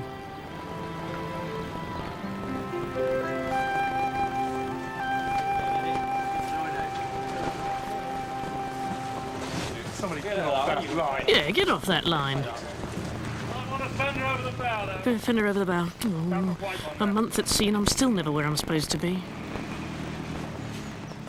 On the quayside, a woman practically the same age as Herta. Mummy Laird, this is Tom Cunliffe, who bought the boat. I'm very pleased to... I've heard a lot about you. I'm pleased to meet you. She lives just up on the hill here. I call her Mummy Laird because I don't know what her proper name is. But I know she's Mrs. Laird. Why do you call her Mummy Laird? Mummy Laird because she's the mummy of a great friend of my mother's. Can we give you a wee run home? We've been living in a bit of an isolated world on Herta. Suddenly, we're inundated with a stream of visitors. Are you a photographer too? We're just, we're along for the ride, really. Yeah. We're, Tom and Paul are teaching us to sail. And we're going right around Britain. What, you We are. Quite a trip. Yeah. Quite a trip. So when was the last time you were on a pilot cutter? Oh. Well, just after the war. That's a long time ago. I'm 86, so I learned by sailing on a pilot boat. Do you think it's a good place for us to learn to sail? Oh, yes, because... Oh, what are you doing? Taking photographs? I'll turn on. This is how I like sailing. No waves, minimum of water, and land on either side.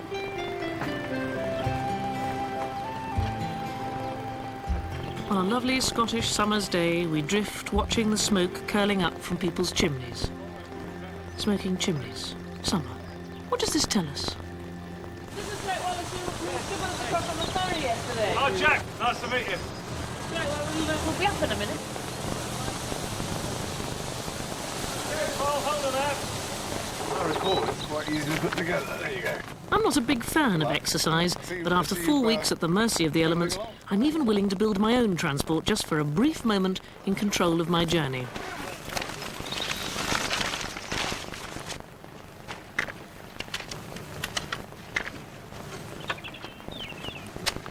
Incredibly easy. They sped off in pursuit of the Tour de France yellow jersey, but the boat still beat me.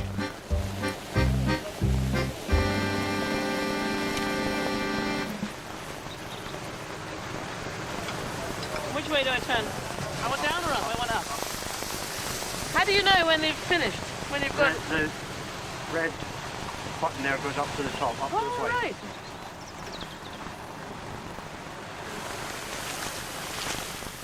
There are 8 locks going uphill and 7 going down. That's exhausting. Do you get arguments in the locks? Well, you get a few arguments, yeah. You tend to get the... Quite often you'll have the wives pushing the locks and the husbands tending the tiller, so it's, it can be quite irate. Yeah, well, you notice I'm the one that's up here pushing, Ralph. You've noticed this. It's always the same. Yeah, always the way. It's said about the wives. Get the women up there. That's it. It's always the thing. In your own time, boys. Are you sure you've been trying, Sandy? You don't look puffed enough. Is it tough? You can do the next one if you like. Oh, it's all right. I'm just getting into the stern rope. Half a day of joyous tranquility, and we reached the canal's summit. I was exhausted. Why did the boys look so fresh? 1793, we actually celebrated 200 years old last year. Wow. So, it's a fairly old canal. Been a lot of backs on this then. I've been a few backs, oh, there you go. That's us. Move around and open it, shut the other one, I think. Oh.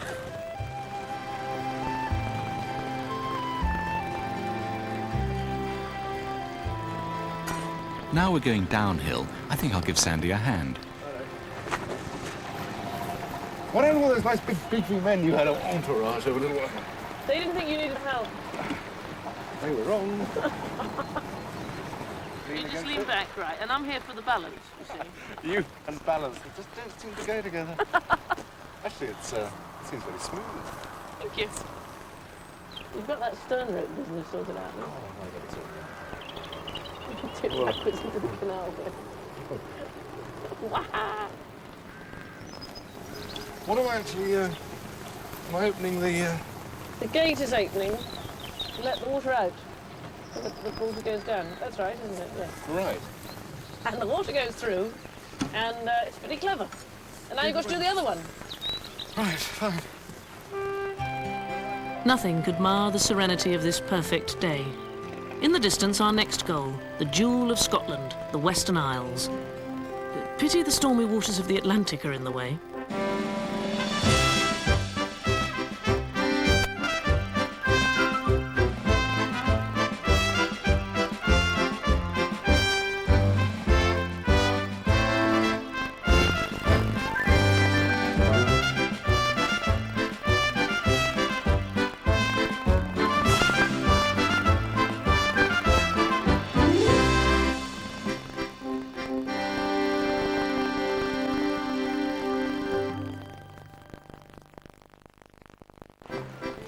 After a month at sea, we're feeling much more confident.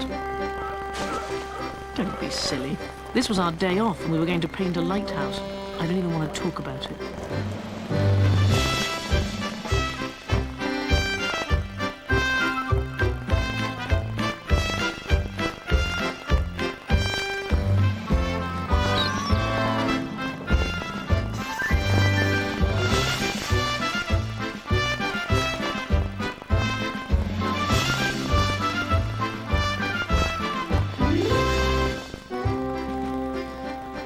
We're in Scotland.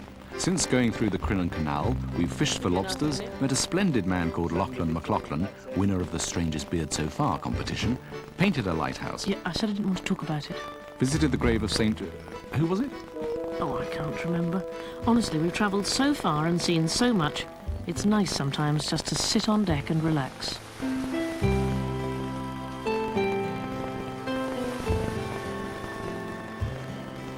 As we head up the romantic Sound of Mull, we're full of plans to explore, to experience, perhaps even to conquer the unruly temper of the Atlantic Ocean ahead. Nothing can stand in our way. Except perhaps that huge bank of fog. You can see the fog is actually ahead of us. We've been watching it come up the Sound here. It's about a quarter mile ahead at the moment. Problem it presents us with that we're heading into a rocky channel here, and we're not going to be able to ascertain our position if it's as thick as it looks. I'm considering turning back for Oban back here, and getting in behind Carrera, which seems to be breaking the fog up somewhat. Sorry, Tom, I can't see the Can't see the compass. Beg your pardon. How's that?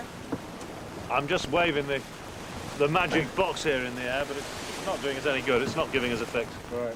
Great. Our only piece of modern equipment, a satellite position finder, isn't working. As we head off into what might as well be the Antarctic, I can't say I'm surprised. This box, which communicates with satellites in space, works off 4 tiny torch batteries. That can't be right. What you don't want to be is halfway up the Sound of Mull and for this to happen again, even if it's clear now. Sensible thing to do is stick our nose in. I mean, actually looking at it now, I can see some sort of horizon underneath it. Yes. So I feel inclined at the moment to press on. The compass was invented over 1,000 years ago by the Arabs. Good for them. But I've never been that interested. Until now. We're heading up a sound full of rocks at full speed, blindfolded, and I'm steering. I don't want to hit anything. I'm not a good swimmer, and anyway the boys would all shout at me. My eyes ache as if they'd been locked by laser beam on the compass rose. See the fog drifting past the mast, can't you? I see that.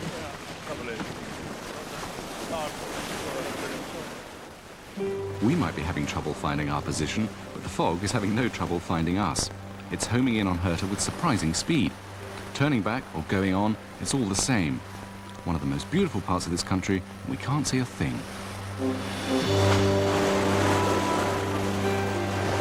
We ploughed on, and as quickly as the fog had arrived, it suddenly cleared. That's just perfect. I'll do nicely. Staysail, can I ease a bit more, John, please? A bit more. Ease. That's fine. Steady that.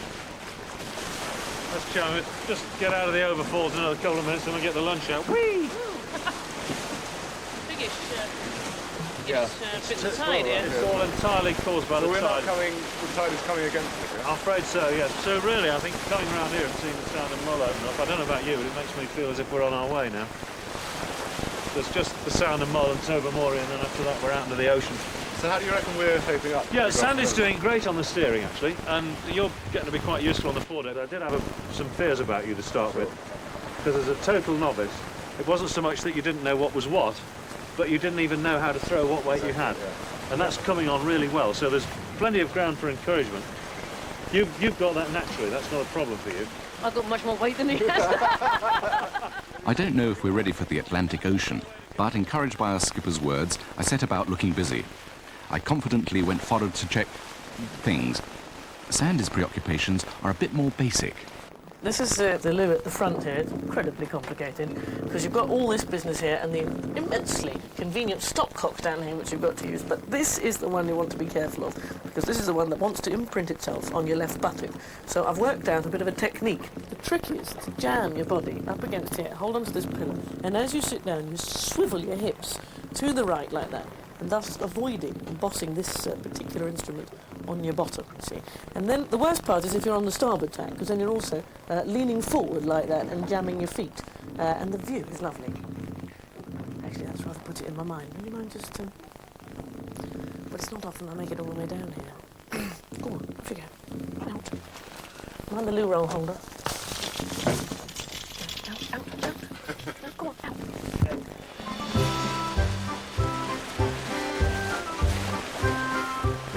It was pirates who invented cruising.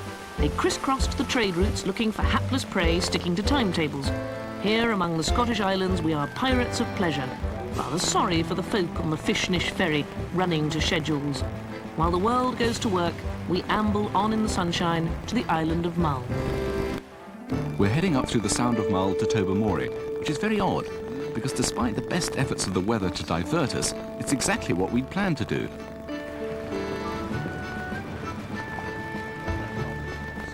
Equally odd, we set about our tasks for arrival almost as if we know what we're doing. Johnny Jibb and Sandy Stacel man the foredeck. Put it over towards yourself, John. Pull it towards yourself. Okay. Tobermory. Think Milton Keynes. No, seriously. Like Milton Keynes, Tobermory was built as a model town. It was created in the late 18th century by the British Society for Encouraging Fisheries. Is Tobermory famous for anything, you know? Like fine oysters and everything, No, it was Tobermory is Gaelic for the Well of St Mary. Is this a site to visit? A shrine? Well, I mean, all these islands have got great connections with other saints. And Yeah. different kind of... There is a lot of holiness about, isn't there? I know. The Holy Island with the monk. Yeah. No, Distillery over there. Is there a Tobermory whiskey? Well, I don't know. It's called the Tobermory Distillery. I've never seen one, no. What's wrong with it? Got the malt stuff. See, the best you could get was old mull. You get it over there in the pub. That's good stuff. Old mull? That's the best of the lot. But the local one, is that a bit strong? Or? Oh, rubbish. Malt's not very nice. We went to the distillery to get a second opinion. Our own. Splendid. I knew your face. This is Sandy Toxic. Well done. I know you are. Yes. Is it possible that we can have a look around? Is that going to be... Sure you can. Oh, that would be terrific. That would be brilliant. We'd like that very much. What nationality are you? Danish. Oh, Obviously impressed. the other was how much? Oh, don't worry about this. I'm sorry. I'm holding you. Oh, hello. Hi. Sorry to come unexpectedly. That's all right. We wonder if you could have a look around. Hi, sure. That would be great. Hi, I'm Sandy Toxic. Nice to meet you. John McCarthy, hello, how are you? Oh, I recognise your face. Alan McConaughey, the name is. Oh, great. Well, we'd love to have a look around, and if it wasn't inconvenient. Can you think of a good reason why? Well, great. Perfect. Follow me. Do you know the sort of workings behind distilleries and what we do? I know you make whiskey, but... Whiskey has some powerful supporters. In 1984, there was a motion in the House of Lords to make whiskey available on the NHS. Failing that, it was suggested that members of the House should be allowed to claim it as an expense. Since there is general consumption of this liquid by noble lords, and since many of them cannot do without it because it is in the nature of a medicine. The motion failed. It is an incredibly strong smell. Very strong smell, yeah. It's lovely. You must be used to it. Yeah, it's quite good for breakfast time. It sets you up for the day. Copper's a very, very important part of the whisky process, in that the copper will impart qualities into the spirit while it's being distilled. It smells like a hot toddy in here. It does, actually, that's exactly what it is. The winter warmer. It's very nice. It's very nice indeed. This is brand new whiskey. I know it doesn't look like it, but it takes a few years in a wooden barrel to get that familiar brown colour. We couldn't find the man with the key, so we checked out some of the older stuff. We quite liked it, but the locals had said it was rubbish, so we tried a few more drams, by way of research. After that, we were ready to investigate anything. Where did you have that done then? In Glasgow. Did it hurt? No, it's like getting your tooth drilled. Oh, please! But that's the only one, is it? Yes, You haven't got, that's like, the the Battle of Trafalgar No, somewhere? no. Right. Or the skull and crossbones on my back. So why did you do it? Because I like dolphins. I think it's... My house is littered with them. And how long have you had the tattoo? Fortnight. Maybe you should get a tattoo, Ron. I think, I see you. What should I have and wear? What should he have? Yeah, it's the wear part that's tricky, isn't How it? about a whale's tail? I don't think there's room, is there?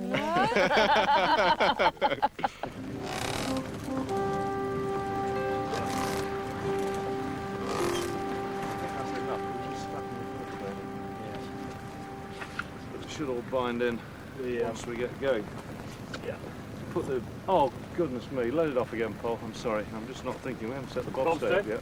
Right. It's not one of those good morning, is it? 6 o'clock in the morning, and nobody feels too clever. When it really winds up, it just slackens the forestay. Right. Because all the tension comes onto the jib lock instead. So if you overdo it, you end up staying the mast with the jib lock, which is not very kind. If you underdo it, the jib lock sags away halfway to Christmas. I didn't say a word, just in case he decided to explain it to me again. Stick a reefing. John will need to wait till we come head to wind so you can get the... Our yacht Herta was built for speed, but she doesn't sail an inch without a lot of sheer labour from the crew. I've never been the sporty type, and I'd looked forward to building my fitness during our long passage. But with each passing day, while I find that I'm mentally more and more able, physically I seem to grow frailer. I knew it would be tough, but not like this. Suffering an unexpected asthma attack after hauling the mainsail, I begin to wonder if I can stay the course.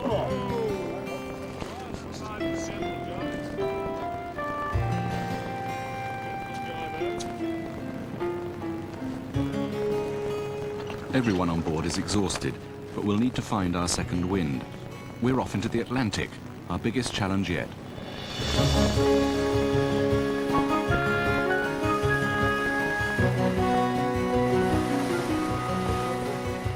Herta was named after a tiny British island 100 miles out into the ocean. Our intention is to sail her to her namesake, just about as far west as you can go in the UK. The trouble is, conditions have to be perfect or it's too dangerous.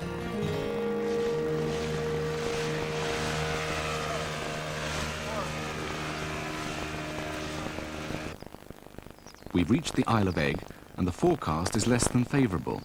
At the moment, even the Outer Hebrides look out of the question.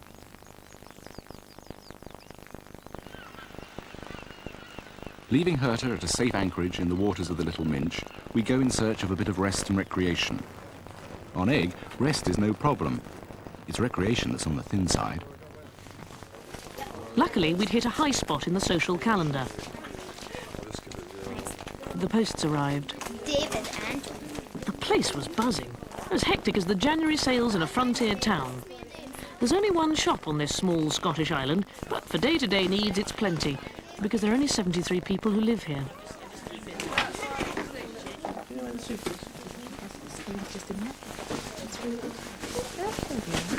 What do you do about getting supplies? Is it tricky? No, it never gets that desperate. It's never been over about 10 days. Yeah, about that. So people got a lot of tin food in their larders and stuff like that. Well, everyone's got freezers and things as well. So. Everyone's got freezers, but no one's got mains electricity. As you move across the island, you become aware of the constant hum of generators.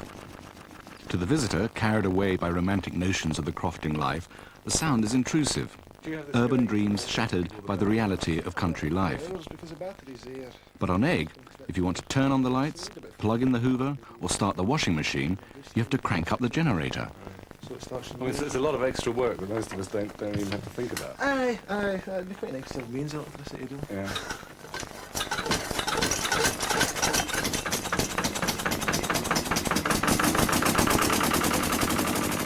The generators mean the island is never completely silent, but after a while you get used to the heavy metal backing track. It's rather comforting. If you hear a generator in the distance, it's quite likely somebody's in. Is there a pub or anything on there? Is there any place to... Just the floating pub this afternoon. The shearwater ties up. You know the shearwater from Malice? Yeah. And it ties up this time of the afternoon. Well, you can get a drink down there. Well, sir, one day a week pub. Oh, right. Be popular then, will it? Oh, yeah. I'll see you there, maybe. Definitely. All right. It's a rare thing to be completely sober and still find the pubs moving.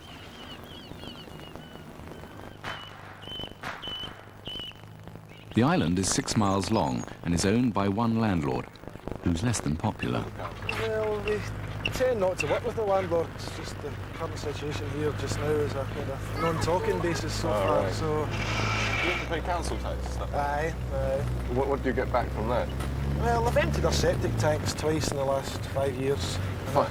Aye, and they basically claim it's for the doctor and for your educational purposes, school, etc., etc. But we do suffer from the fact that none of the rubbish is collected at all. You know.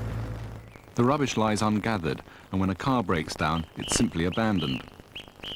The strange thing is, after you've been on Egg for a while, it doesn't seem an odd way to go about things. David's lived here on the fringe of society for 8 years. Oh, I wouldn't have anything else now. Yeah? No, definitely not. What's the attraction of it? Well, for me, it's cultural. Quite interested in Gaelic language. I think it's quite important for my children to be brought up in a nice, secure place. It is secure, is it? To the extent they can go outside and play without any fear of anything happening to them outrageously, you know. Right. Practically the whole population gathers for the weekly visit of the pub. I've only been here half a day and already I seem to know everyone.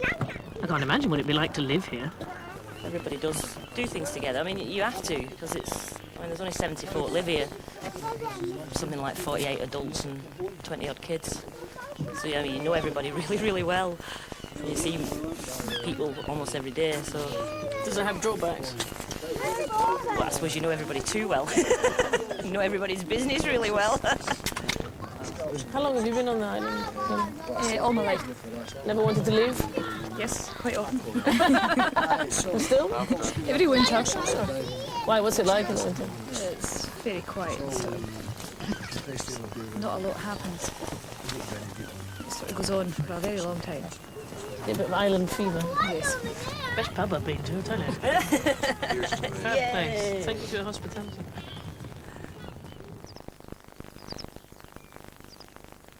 John says I read too much, but even a glance at a guidebook about Egg makes you desperate to visit the impressively titled Singing Sands, a stretch of beach where the wind and the waves are alleged to make beautiful music.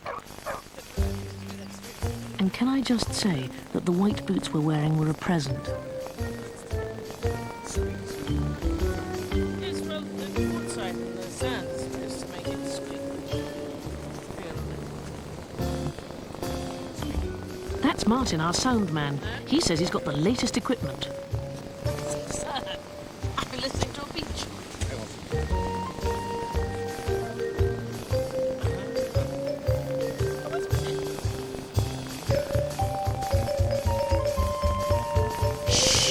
Please, turn the music off. We're trying to listen to the singing sound.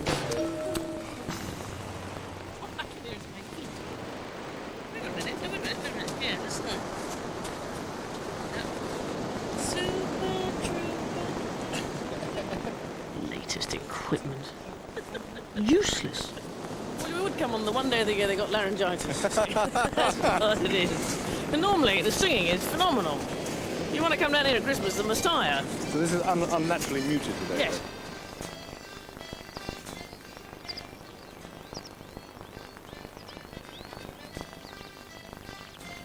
just because the pub's left doesn't mean there's nothing to do of an evening.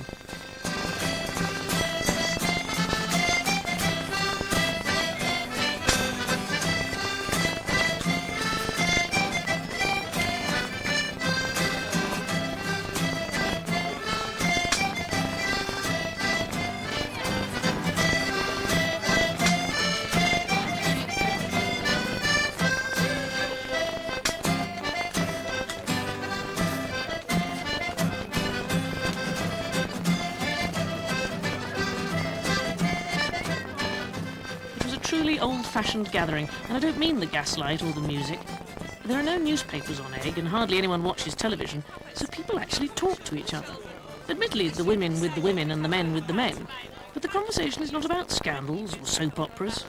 And John, the postman, he had his pink tutu and his Christmas jacket and his bag, and it was absolutely brilliant. It is and was feeling like we learn so much of it. Yeah. We talked about island life, told stories, and actually discussed emotions that might normally have been uncomfortable. How do we relate that to your own situation? Maybe that's why they did to you. Yeah. Maybe that's what they did to you. Yeah. Because they were trying to keep a thing going. Oh yeah, I think you're right. I mean, there is that sense, exactly. But there's an understanding of it. It's just to what degree you think you have the right to impose. What degree you take that thing. Yeah. We could take an English person here and we say, right, we're not going to let him go for 6 years unless you... Yeah, I mean, get all the things like the local taxes, right, all that. But I mean, you wouldn't do that. Because that goes against your senses. I don't know, would you?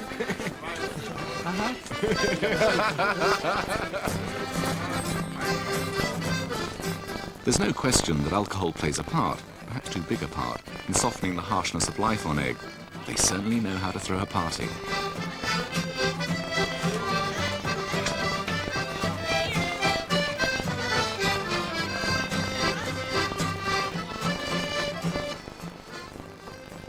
This is Egg at 4 in the morning.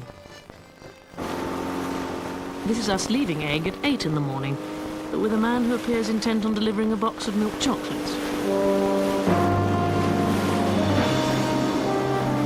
Our new skipper seemed confident that the bouncy castle approach to travel is perfectly normal. There was nothing to hold on to, so I held on to John. Which was a mistake, because I wasn't holding on to anything.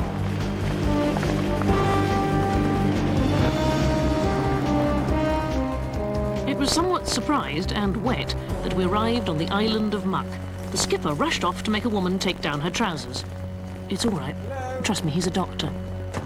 Chris Tiarks is doctor to the small isles. He has a practice covering 4 islands and an inflatable boat. Because I'm a special practice, they will pay the expense elements. Right. And so my boat is depreciated yearly, and I get the rent. Right. How often do you come over? Week every week, 10 days. Well, there's some patients who, I mean, you don't just come for emergencies, obviously. No, I come. I go and see everybody every time. They get a Rolls Royce. Very fine. How long have you had the problem with your legs? Over a year. Over a year. Dear. I remember it started in December last year, and then it blew, the gales blew all January. And my boat was shipwrecked, and I couldn't get to see Jessie for 3 weeks. And by the time I got here, she had an awful, infected, horrid ulcer, and she had to go into hospital, and she was there for 6 months. I think I annoyed Dr. Brown. You annoyed Dr. Brown, but that's not very different. He never even looked at it when I went there. No, he's very nice, but we crossed swords once, Gavin and I. Well, but we're really fighting on the same side. That's doing jolly well, isn't it? It's almost closed. Yeah, it's very good. I'll put this back on and Rosie will change it tomorrow. Yeah. Have you ever had to do any emergency operations? Well, I mean, you have to do all the minor trauma. Yeah. Sewing up the bits and pieces. And do you, what about the visitors, the tourists? oh, yes, they're a real pain on Are they? the whole. Not really. I mean, they really... Well, do they get themselves well, into they more cause all the difficulties? trouble because a lot of them are unfit. Yeah. They come here, they don't wear the right footwear. They go racing up the Sker in court shoes, and then that sort of thing. You get you know? surprised when they tumble down. Yes, and they bring mountain bikes and fall off them, and What do you do in an emergency? Is there a... helicopter. Jessie goes off in a helicopter when she has to go to hospital, don't you, Jessie? 25 minutes to Fort William. That's right. Oh.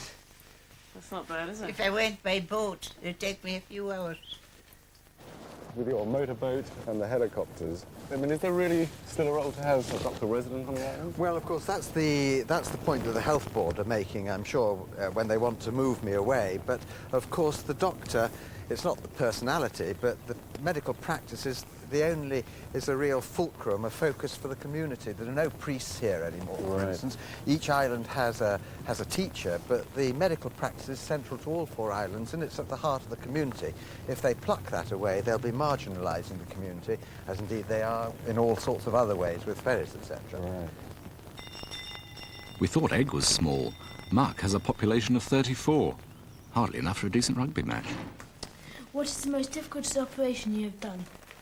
Oh, my worst experience was when I'd been on a very long shift, and it was on Christmas Day in Weymouth and District Hospital. We were doing an emergency gastrectomy, taking someone's stomach out because it was bleeding, and I went to sleep in the patient.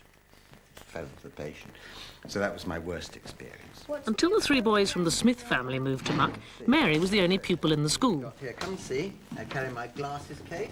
Must have been I've dull. got my glasses on. And I bet sports day was a bit dreary. That's for syringing ears out. That's for patella hammer for testing reflexes. Conditions are looking up for our passage out into the Atlantic. We've had a message to rendezvous with Herta on the even smaller island of Heskia, a few miles to the north. We decide to risk our health and get a lift with the doctor.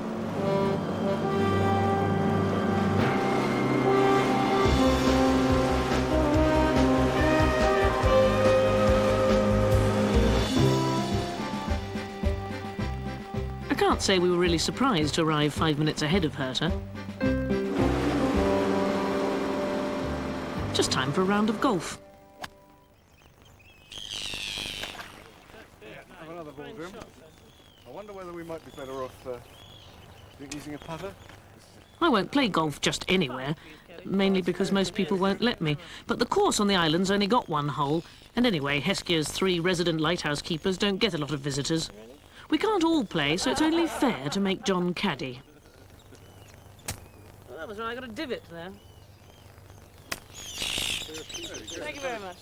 Yes, I press that back here. A 5, please, caddy. Do you ever get frustrated that you can't get down to the local pub in the evening? No, really. I mean, once you're out here, you're switched off. That's it. You don't bother what's going on ashore. I mean, if you miss a wedding or something like that because you're stuck out here, it gets a wee bit frustrating, but it's just something you've got to accept with the job. Yeah. Well, you've got family at home. How do they mind you going off for a month at a time? Usually quite happy to get rid of you. So you get 28 days at home then, after you've had 28 days? Yeah, 28 days at home. Quality time. Where's Bill gone? So he's away to do the Met report. Oh, how often do you do that? Every 3 hours. Into Tyree. They take the report and then they pass it on to So Glasgow. when we hear Colin Tyree on the radio forecast, that's part, they built it up from some of your information. There'll be as some well. of our information as well, yeah. Do they get it right then? No. But they ignore what you say and just make their own decision. Well, most of the time. We're on... Yeah, well, I mean, there's only about, I don't know, 40 mile between us? And the weather can be totally different with them to what it is out here. They can be sitting in solid fog and we've got a beautiful day. So what's it going to be like on Barrow? That's where we're heading. It's raining. It's raining. It's raining? Can you see it from here? Yeah. It's the lowest, most hump of all that humps. Ah, right, the farthest one there on the bottom left. Right off. That's it, please. Putter? So we're going to be all right to get there today? Oh, yeah, no problem. Brilliant. Heskia has one of the last manned lighthouses in Britain. The keepers accept the loss of their jobs with a shrug. Oh, The fact is they're not necessary anymore, so that's it. Do you really think so? No, they're not necessary. Why is that? Because of satellite navigation, you should know where you are if you're in a boat. It's sad though. I love them. See, when you see them on the boat and you look ahead and you see the lighthouse, you feel so good. It makes you feel so safe. It's nice to have a hole that's big enough to get all of. Time for a drink at the clubhouse now. The keepers said they were having seagull curry for dinner, so we left. In the distance, framed in grey, we could see the rain falling on the island of Barra. As we headed for it, I realised I'd left all our food back in the shop on Egg. I began to look at seagulls in an entirely different way. Stupid woman.